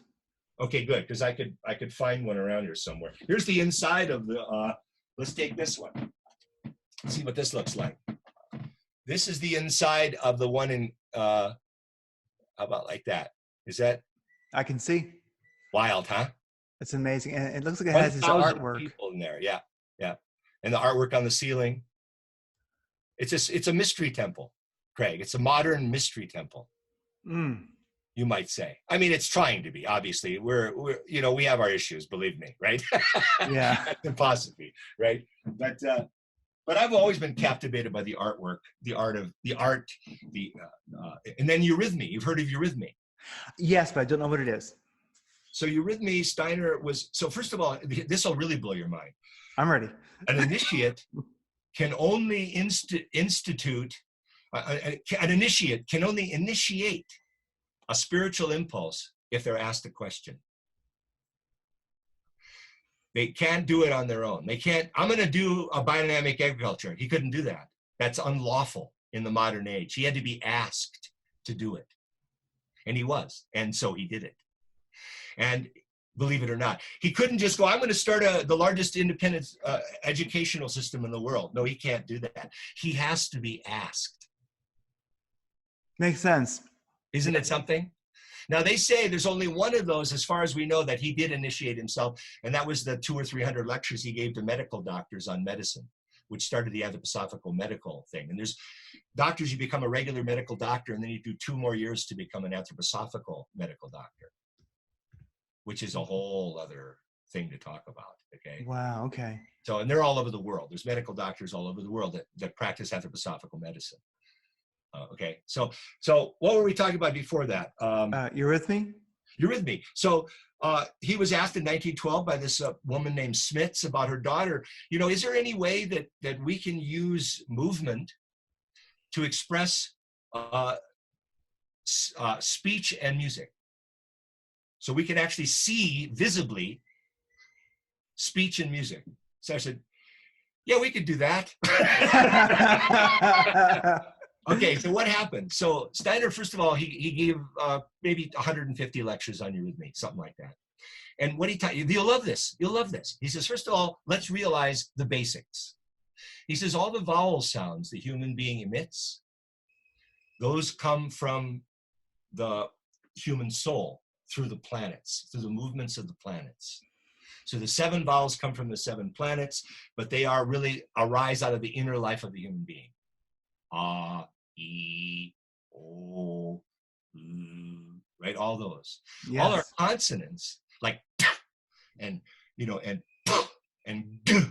all of those come from the outer physical world through our senses. So the consonants come from our physical senses. And so, it's really kind of cool, because when you think about even the alphabet, how they, the alphabet now is this desiccated thing, but in Waldorf schools, they start with, like, when they want to introduce writing, by the way, Waldorf schools teach children to write before they teach them to read. Wild. Okay. Because that's how it happened in the evolution of consciousness.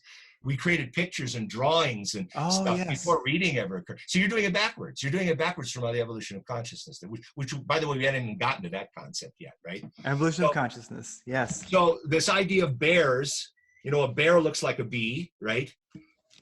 A bee can even look like a bee in terms of a letter. And so they will actually create these primers in the first grade that children will draw the words that the teacher beautifully, you should see chalkboards on a Waldorf school, elementary Waldorf school. You will blow your mind. Look them up online. Just look at chalkboard drawings of Waldorf teachers, and you won't even believe your eyes. You won't even believe your eyes what you see on the board. Okay. Really? Works of magnificent art, man. And they've evolved over the course of a lesson. Right?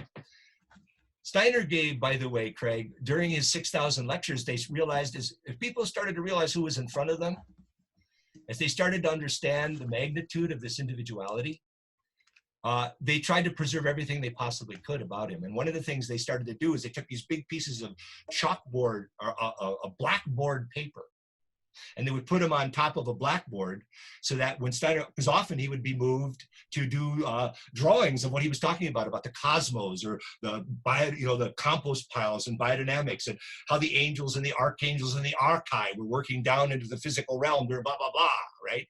And he would draw all this stuff on the board, on these chalkboard drawings. And then they would take them and preserve them. And he made over 2,000 of them. And they have been displayed all over the world at the MoMA, at the Met, at the Guggenheim, because now they're like, what are these? Look those up. His chalk drawings, that would be amazing. There's an amazing 1,000 of them. There's an amazing pilgrimage. They're huge. Okay, all right. I always wonder. You can buy the set out of Switzerland for $1,000 for 1,000 euros. I just haven't gotten around to it yet. They're about this big. With however many in each book. There's 30 books of them. Someday I'll buy it, I think. Definitely. Yeah. Back to eurythmy. So Steiner when he would do stuff, he would say, okay, visible speech. I'm going to look weird, and the eurythmists who ever see this, that's why this can only be audio. Because it's fine. You can see. So here, just try to imagine what this sounds like.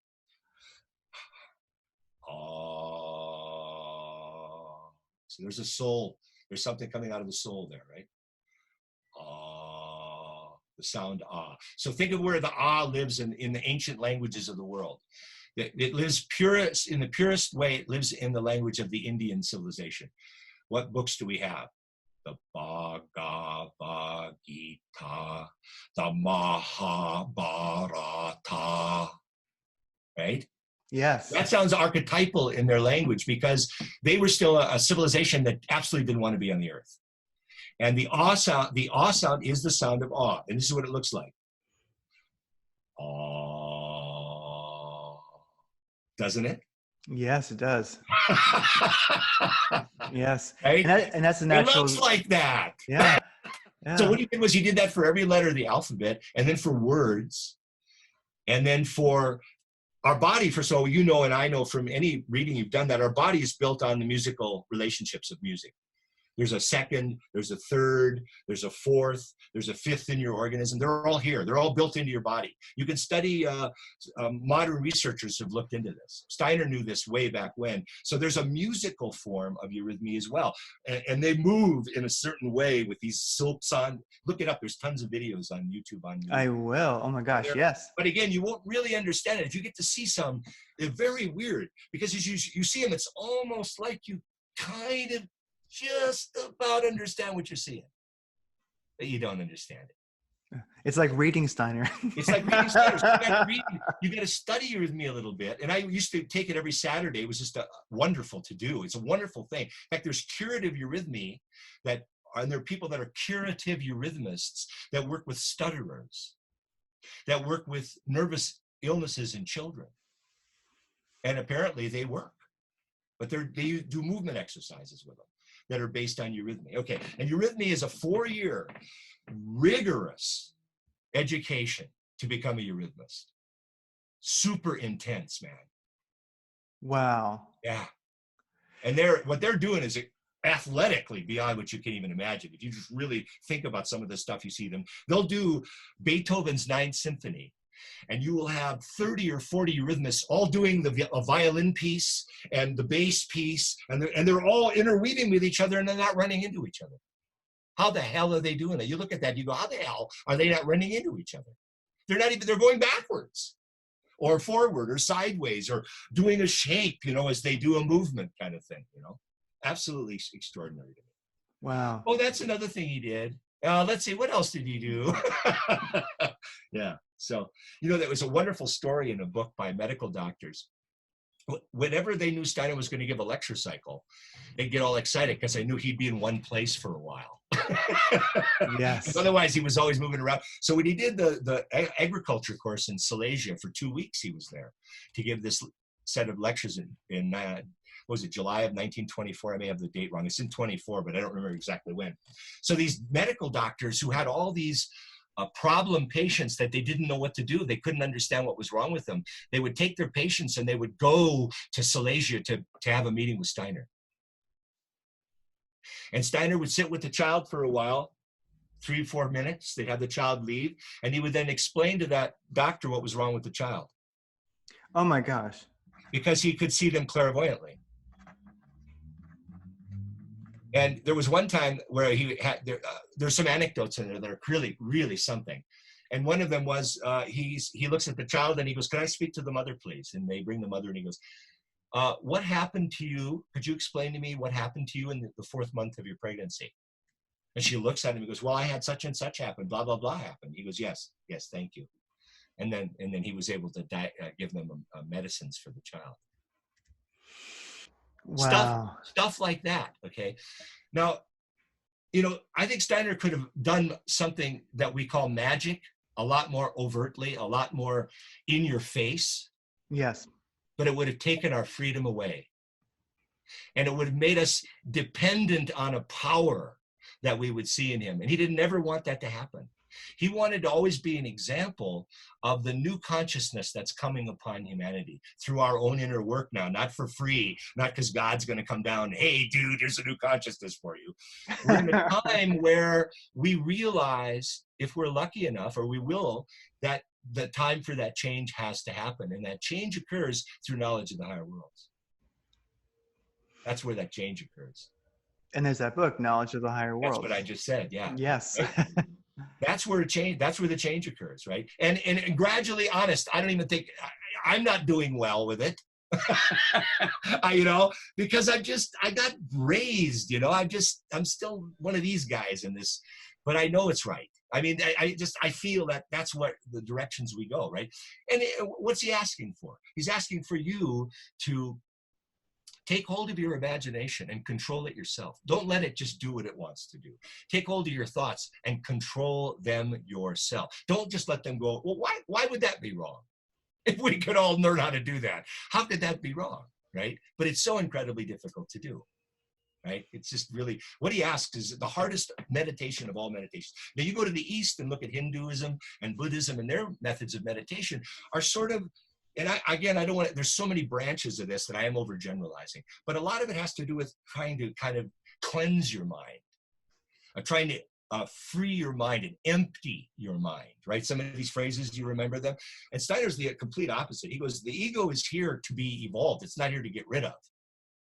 And that's the Luciferic side. Buddhism and Hinduism, you could say, I don't want to step on any toes, I apologize to everybody listening to this, is a Luciferically one-sided orientation toward the spiritual world.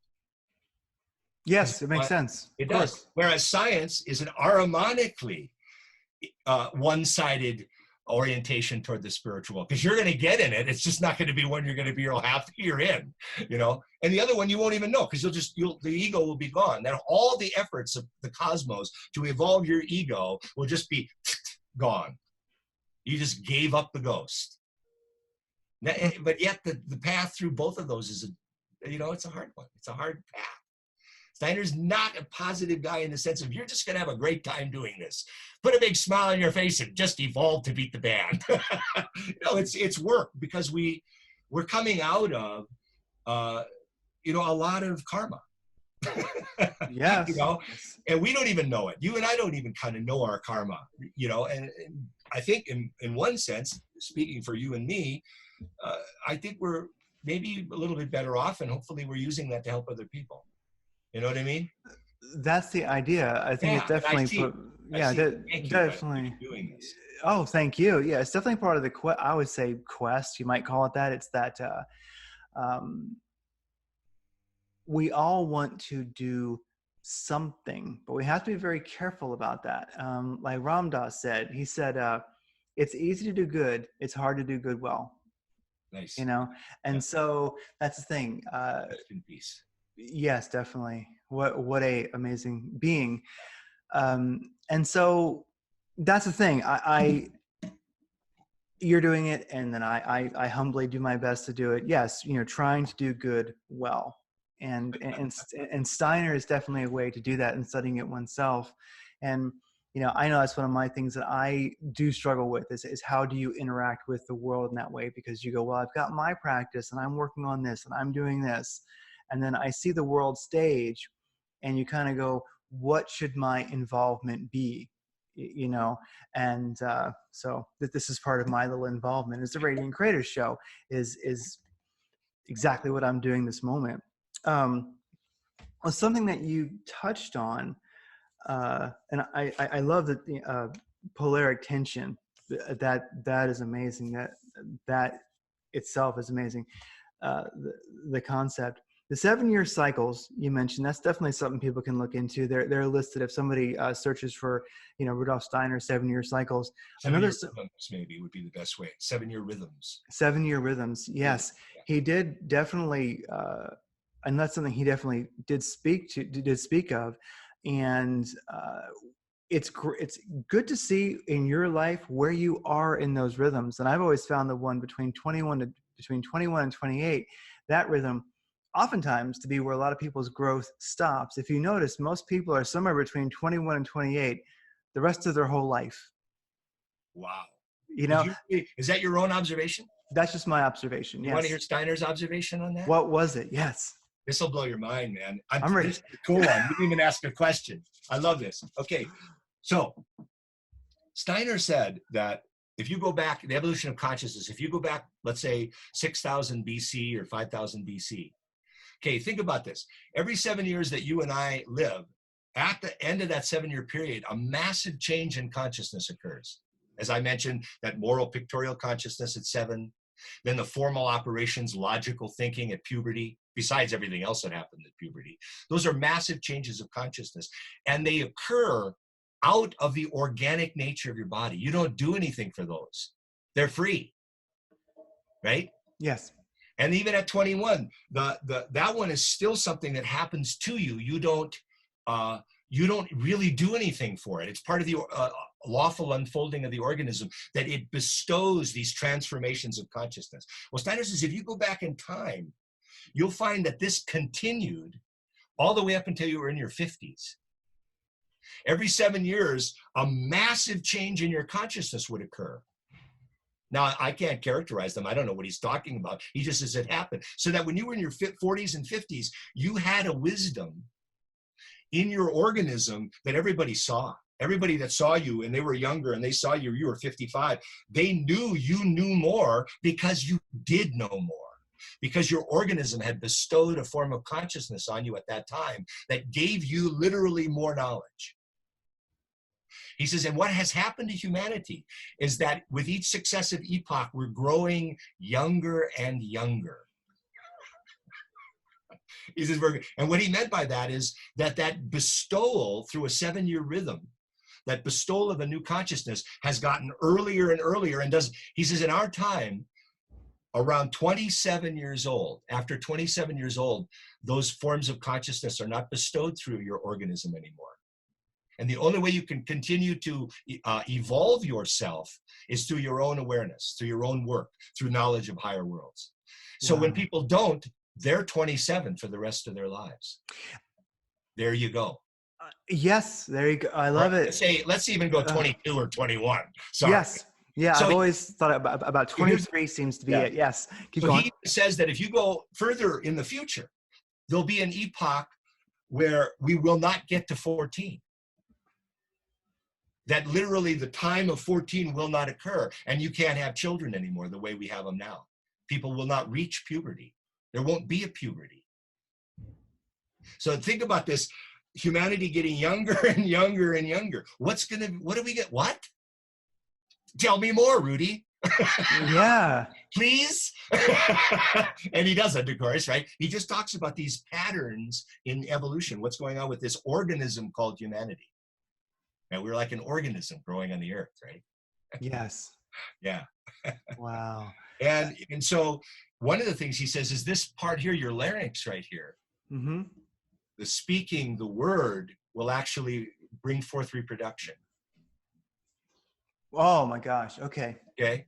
And that will be how we reproduce at one time. But by then we're talking about a creature so different but there's a lot of things that are interesting. You know, our rib cage goes out like this, and this whole part of our body goes out like this, but our larynx and our occipital go the other way, almost like a baby in a woman's womb.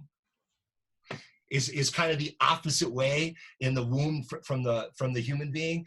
That those organs in the future that will develop, the larynx and this occipital here, they're like enwombed in the opposite direction from the orientation of our. I know that's a weird kind of morphological imagination, but anyway, they're just, you know, he gets going in that stuff, and it's really wild.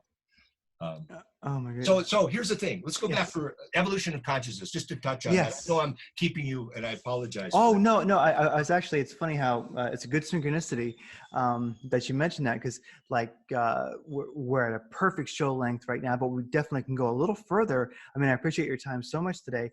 And you just mentioned evolution of consciousness, and I was just going to say, let's wrap it up gracefully. We're not in any hurry, you know, but with evolution of consciousness. And when you're done with that, what is a good path, a good way for people to approach Steiner? Maybe like a certain order of works to start with. Okay. So the evolution of consciousness has to do with how our 4 bodies have interacted through the past. So Steiner says, if you go back to the time of Atlantis, okay, he says let's look, our etheric body right now is right around our physical body. It's right here, okay? And in that way, we have hardly any influences from the cosmos anymore that reach consciousness. They're all working out in our life forces. You know, hierarchical beings build our cells. They're intelligently doing that all the time. All this stuff is happening. We don't know it anymore. We say to people, where's God? Why isn't God helpful? How could there be a God? The world's so That's because, according to the evolution of consciousness, the hierarchies have been stepping away from us, epoch through epoch, and leaving us freer and freer and freer. But if you go back in time, they weren't. They were involved in our experience in such a way that we didn't have any freedom or sense of self at all, except for the highest leaders and the most advanced people. The rest of the people lived very much in a group soul, kind of hive-like experience, even though it was human still, so it was far more complex than a hive of bees or ants or something. And it was because our etheric bodies were huge. They were way, way out here. And in that sense, the influences of the spiritual beings reacted on our consciousness. When we would have sense perceptions, they had let's go back to Atlantic time. They had hardly any definition at all. But the hierarchies were so involved in our having perceptions that they infused what we were doing with a wisdom and an understanding, like you see in bees and stuff, the incredible wisdom of a hive and stuff. They could still do amazingly complex things, build pyramids and all this kind of thing, even though the sense of self, Craig, was pretty much absent. Isn't that an interesting idea? So the sense of freedom, there wasn't any. So we try to plant our political institutions on the past and go, look at how these people were slaves and everything. It's an error in understanding because we don't know the modality of consciousness that they were living in. Yes. So this causes, to me, this was a big deal in the terms of studying history, that Steiner just, whoa, what? You mean consciousness hasn't been exactly the same throughout history? He goes, you wouldn't believe how different it was. So that there was a time when the elementals, we completely worked with the elementals. You looked at a certain plant and you knew that was going to affect a stomach ailment you had. It was an immediate knowing. You didn't have to work it out with tinctures and retorts and figure out if it worked. It was an immediate comprehension. And then, right, but the sense of self was hardly there at all. So you've got these two kind of pendulum swings. Amazing natural clairvoyance in the population, but with very little sense of self. Okay? Yes. Got the picture? Now evolution happens. One of the first people that said, no, we're not going to allow the influences. So, okay, so what's happening in evolution is this etheric body is gradually getting closer and closer to the physical body and becoming kind of united with it, okay?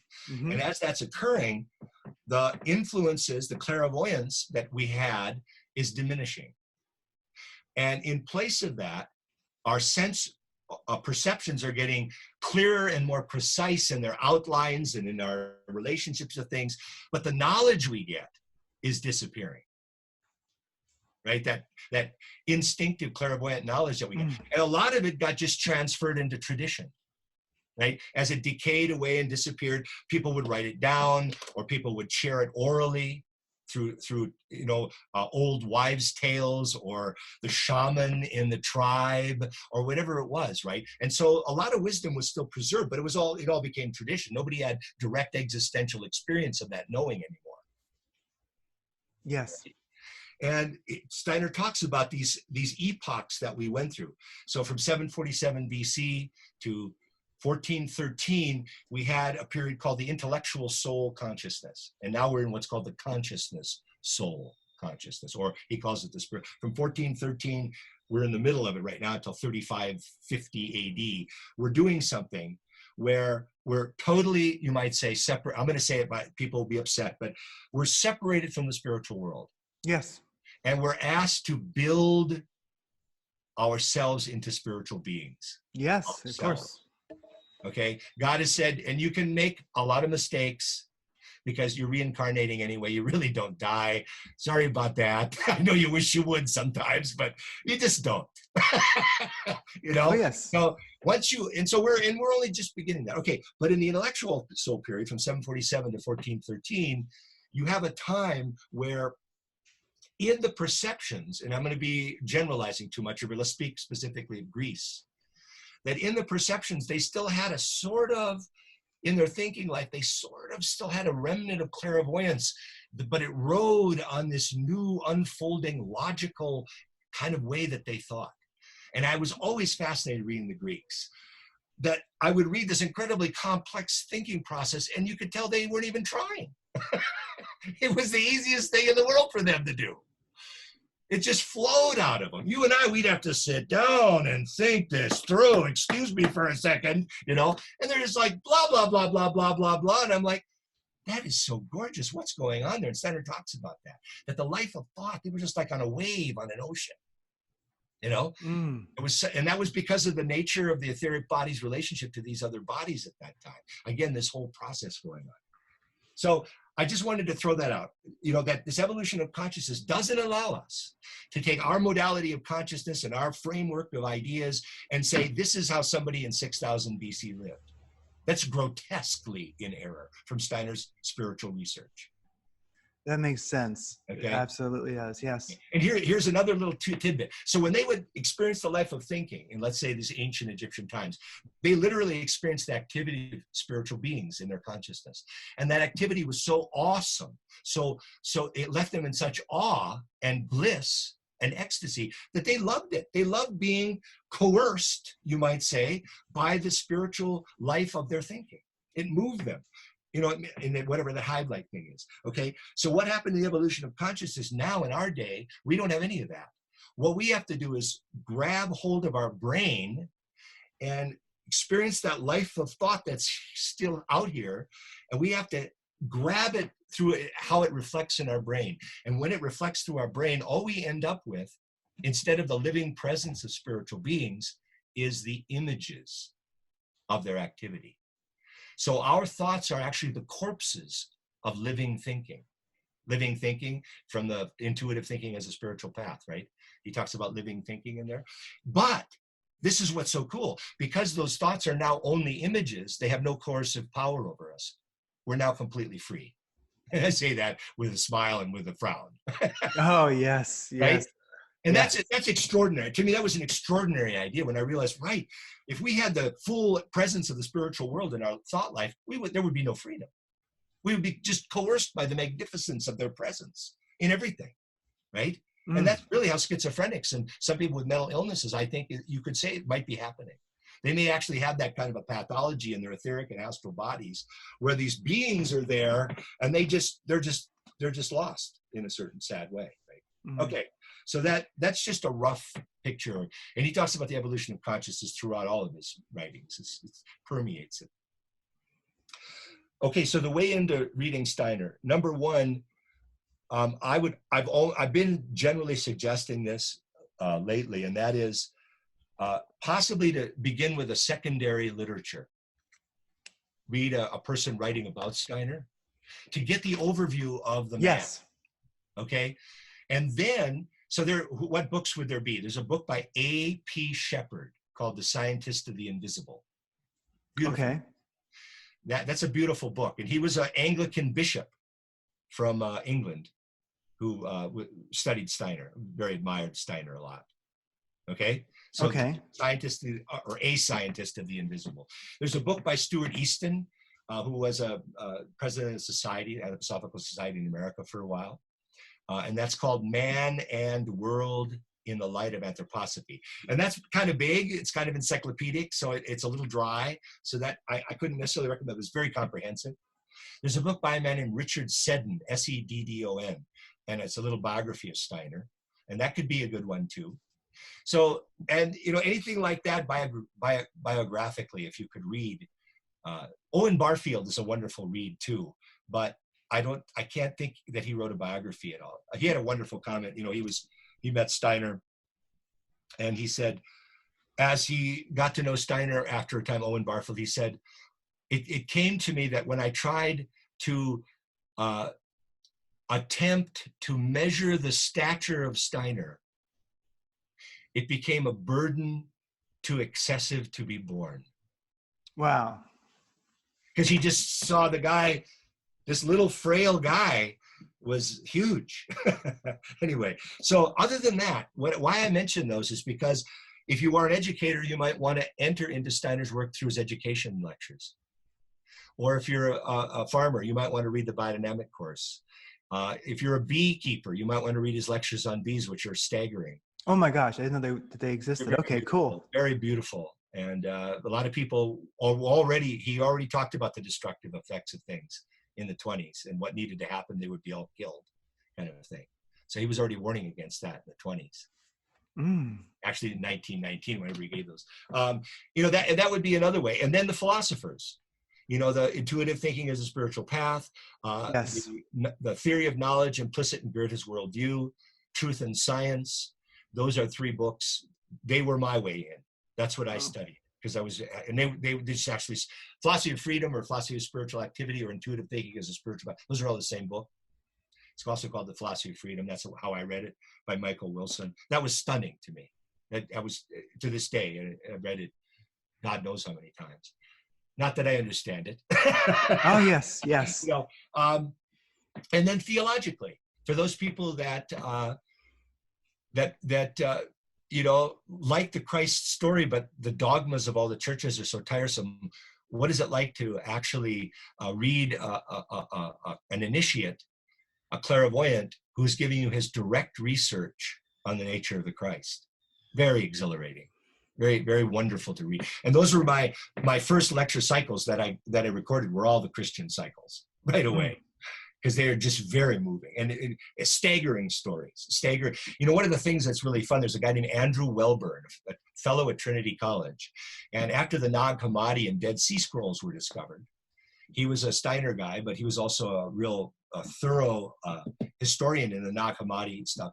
He realized that all these lectures Steiner gave in 1910, 1909 to 1913, tons of references were finally corroborated after the Dead Sea Scrolls were found.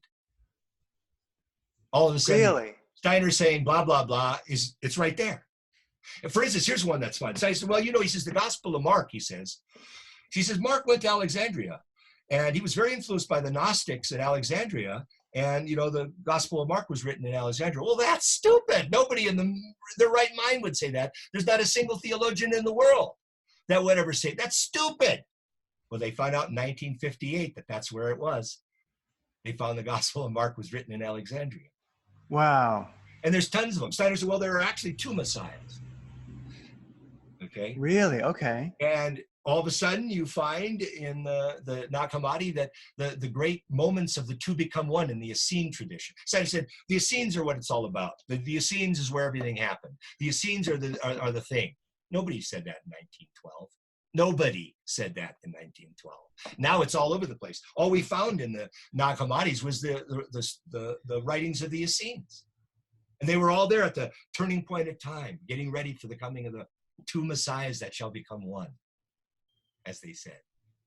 Wow. Two messiahs that have become one. Okay, and think about it. Okay, this is going to bother people. Look at the Gospel of Matthew and look at the Gospel of Luke. Those are two different children. They have different lineages.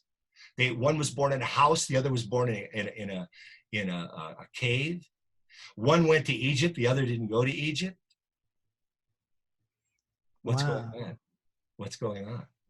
Well, because you now have a physical body and an etheric body and an astral body and an ego to talk about, we can talk about two becoming one in a way that's very, very illuminating. Those are two lecture cycles that are just extraordinary.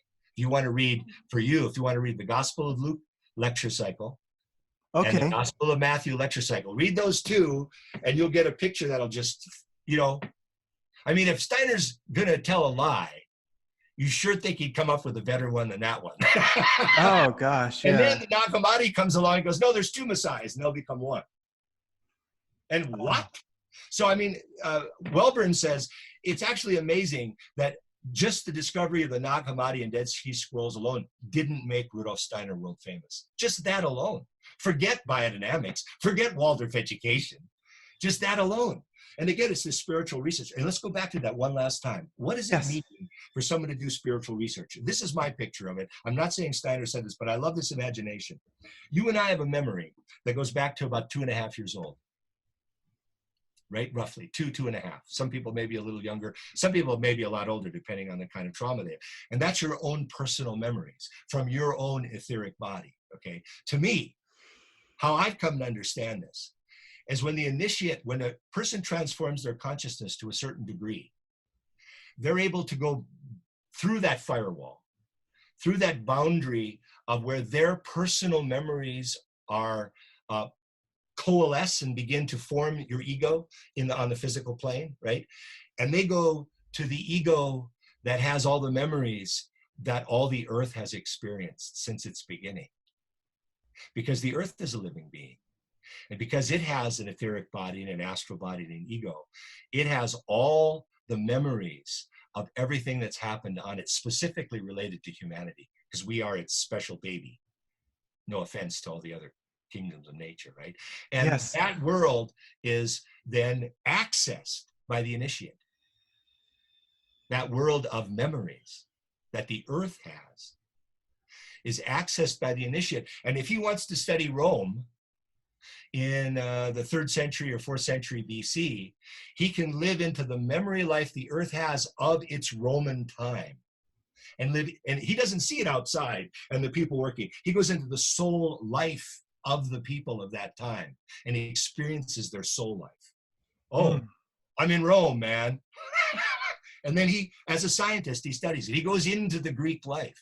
He goes into the Hindu, Indian life. This is my understanding. And that's called the Akashic Chronicle. Yes. Right? Oh, yes. And again, people have had experiences of it at various levels of their own initiation. But with Steiner, that level of initiation finally achieved pure scientific clarity. It never had in history before. He's the first guy that we know of. There could have been others. They just didn't make themselves public, right? They're still working behind the scenes kind of thing. But Steiner was a scientist who was able to penetrate into those phenomena and bring order and understanding and clarity and beautiful conceptual formations to them that you and I go, interesting. I can think about that. I don't have to believe it. I don't have to think it's true or false. I can just ponder it because it's so clearly described. Yes. Unbelievably clearly described. In fact, if you're insane, I maybe want to be that, because I don't think sanity is working out so well for us. Oh no, it isn't. It's not. It's not. Well, Okay. with the initiate able to tap into the memory of the earth, also is the initiate able to tap into their own memory? Because that does seem important to people. People do seem to get glimpses of, they have a greater understanding of their life now when they can see their basically past lives, their previous lives. So the initiate can also see past that firewall that we have into, oh, now I get it, because I've been a doctor my last 3 lifetimes or something like that. Now I know why I'm good with Band-Aids. It seems like that's helpful to us. Absolutely. I mean, yes. So, I mean, he even talks about it, that until we can do that, each of us has a guardian angel. Ah, yes. Our guardian angel actually carries all of the memories of all of our incarnations for us. Oh, and there's a lecture on that, your guardian angel. I know there's at least one lecture on that by Steiner. Yeah, the truth of your eye, the fullness of your eye lives in the bosom of your guardian angel. Wow.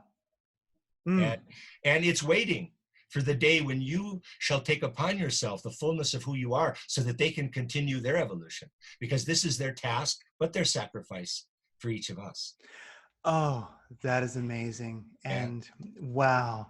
Yeah. Well, one thing something that I'm kind of moved to wrap things up on is, along with everything we've been going on about, it's amazing, is something that does spark my interest. It's 2 weeks or so before Rudolf Steiner's death, he wrote the following verse. He died on March 30th, 1925, I think. Do you know that those 3 little paragraphs?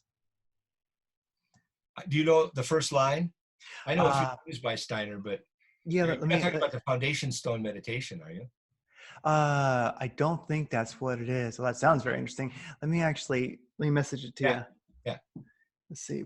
Boom. There. Do you see it? Is it like an email? Yeah. Oh, I messaged it to you here in Zoom.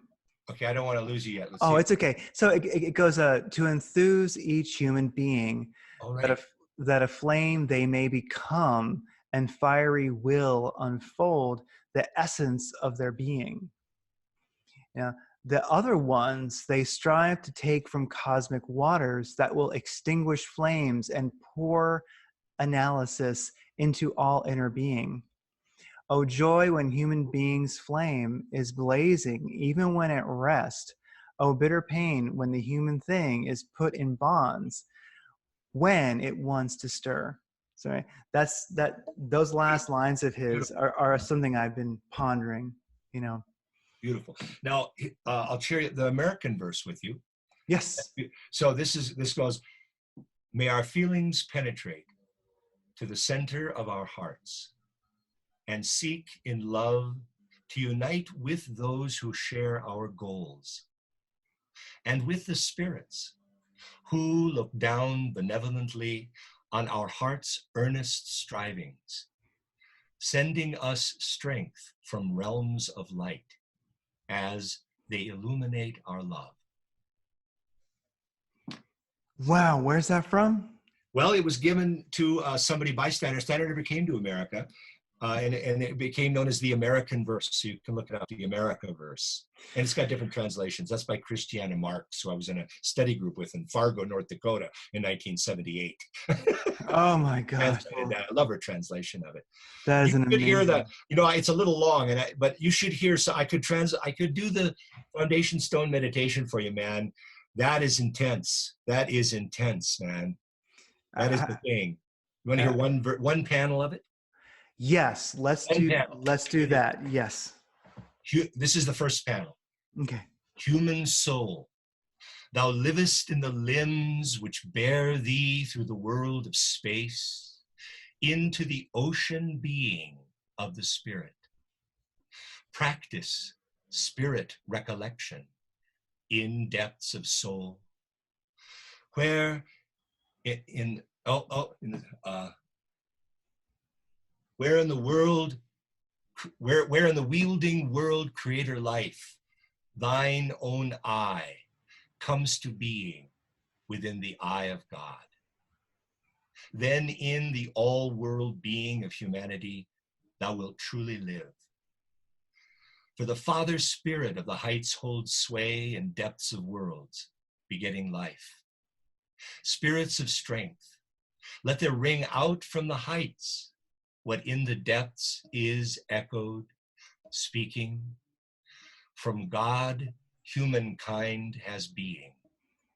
The spirits hear it in east, west, north, and south. May human beings hear it. Okay, so that's the first panel. Wow. And he gave these in 1914 when they were putting the foundation stone into the ground when they built the first Spiritianum, which was burned down by arson on New Year's Eve, 1922, 1923, right? Yes. That's an incredibly beautiful building. That's not the one you saw there. That's the second Spiritianum, that picture I showed you, right? Yes. And it was intense. He had these 13 steps down into the earth, and they put this double dodecahedron into the ground, and all this intense, spiritual stuff going on, man. Yes. And there was a storm outside, and he's in the wind. Human soul, thou livest in the beat of heart and lung, which leads thee through the rhythmic tides of time into the feeling of thine own soul being. Practice spirit mindfulness in balance of the soul, where in the surging deeds of the world's becoming, thine own eye unite unto the eye of the world. Yeah. Wow. We had no idea. We had no idea, really, man. We only hear this kind of, we have the leftovers, of something truly extraordinary. I mean, we might have been there. You've got that weird feeling. Why do I unite with this guy a little yes. bit? Dale, it was obvious. 22, there, I knew. I studied all these guys over the years, Casey, Gurdjieff, and I ran into Steiner. That's it. This is why I was looking for it all this time. There was no doubt, and it's creepy to have that kind of certainty, right? I know this is what I'd been looking for from the day I was born. It was transparently obvious. Call that a belief, if you will. But, I'm not much for belief, but. Okay, so may I say this? Okay, yes. 2005, I started the Rudolf Steiner audio site. Yes. I began recording him in 85. Actually, in 79 is some of my first recordings. But technically, I got permission from Rudolf Steiner Press in England and Steiner Books in America. And so I started in 2005, and so now I'm in my 16th year now. And I've got about 2,000 lectures recorded, if I include chapters of books, just roughly. So that's rudolfsteineraudio.com. I also have a podcast site people ask me for, but it only has about half of that in it. It's called rudolfsteiner.podbean.com. And if you want to look something up, you need to know the Collected Works volume number. Like if it's Collected Works Volume 100, put in 100 and then the word Steiner, and then all the lectures will come up. It's just an organizational nightmare. I just want to let people know about that. And then there's a lot of stuff on YouTube, but a lot of that people just asked me if they could use the recordings. And of course, it's all about Steiner. I don't care. So I said, sure, go ahead. But please, cite the Rudolf Steiner audio site if you can, right? So, or you just should, so that it all kind of has a place people can go to where everything that I've done is. Because it's not on YouTube. Not all the stuff's on YouTube. A lot of it isn't still, right? And so have you seen those Karma Police Bureau videos that one guy did? He did these montages. He would take a recording like of the Egyptian myths and mysteries, and then he would do this meticulous montage as it went through sentence by sentence. And he has all these images on there. I've never seen it. Worked his ass off. Let me tell you, man, they're amazing. I can't watch the whole thing. Sometimes they're kind of long, but sorry I said ass there. But it's fine. extraordinary work that he put into that. Very, very touching to see somebody do that. So it's cool. I mean, the stuff's happening, and I'm very blessed. I have wonderful talks with people like you once in a while, and I have emails, of people that write me, and I'm 63. I retired a few years ago, and I've been devoting the rest of this lifetime to this. I won't finish it, but I'll hopefully be able to hand it off in a timely fashion, and somebody else will finish it up for us. Well, we will never finish the work. And so, thank you, Dale Brunsvold. Of your site is, of course, RudolfSteinerAudio.com. That's a good place for people to go. RudolfSteinerAudio.com. It's all there. If you've ever searched for Steiner on YouTube, I have no doubt you've seen Dale's work there. And we will wrap it up there. Thank you so much for being on the show.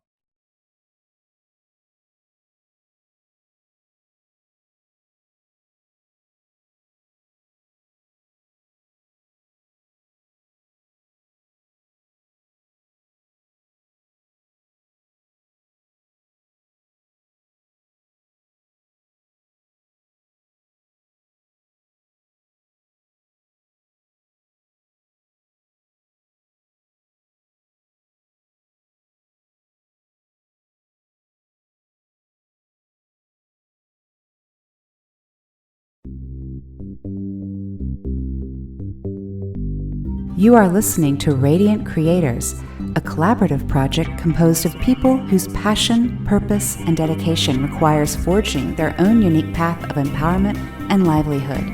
A radiant creator isn't making a living, they are living.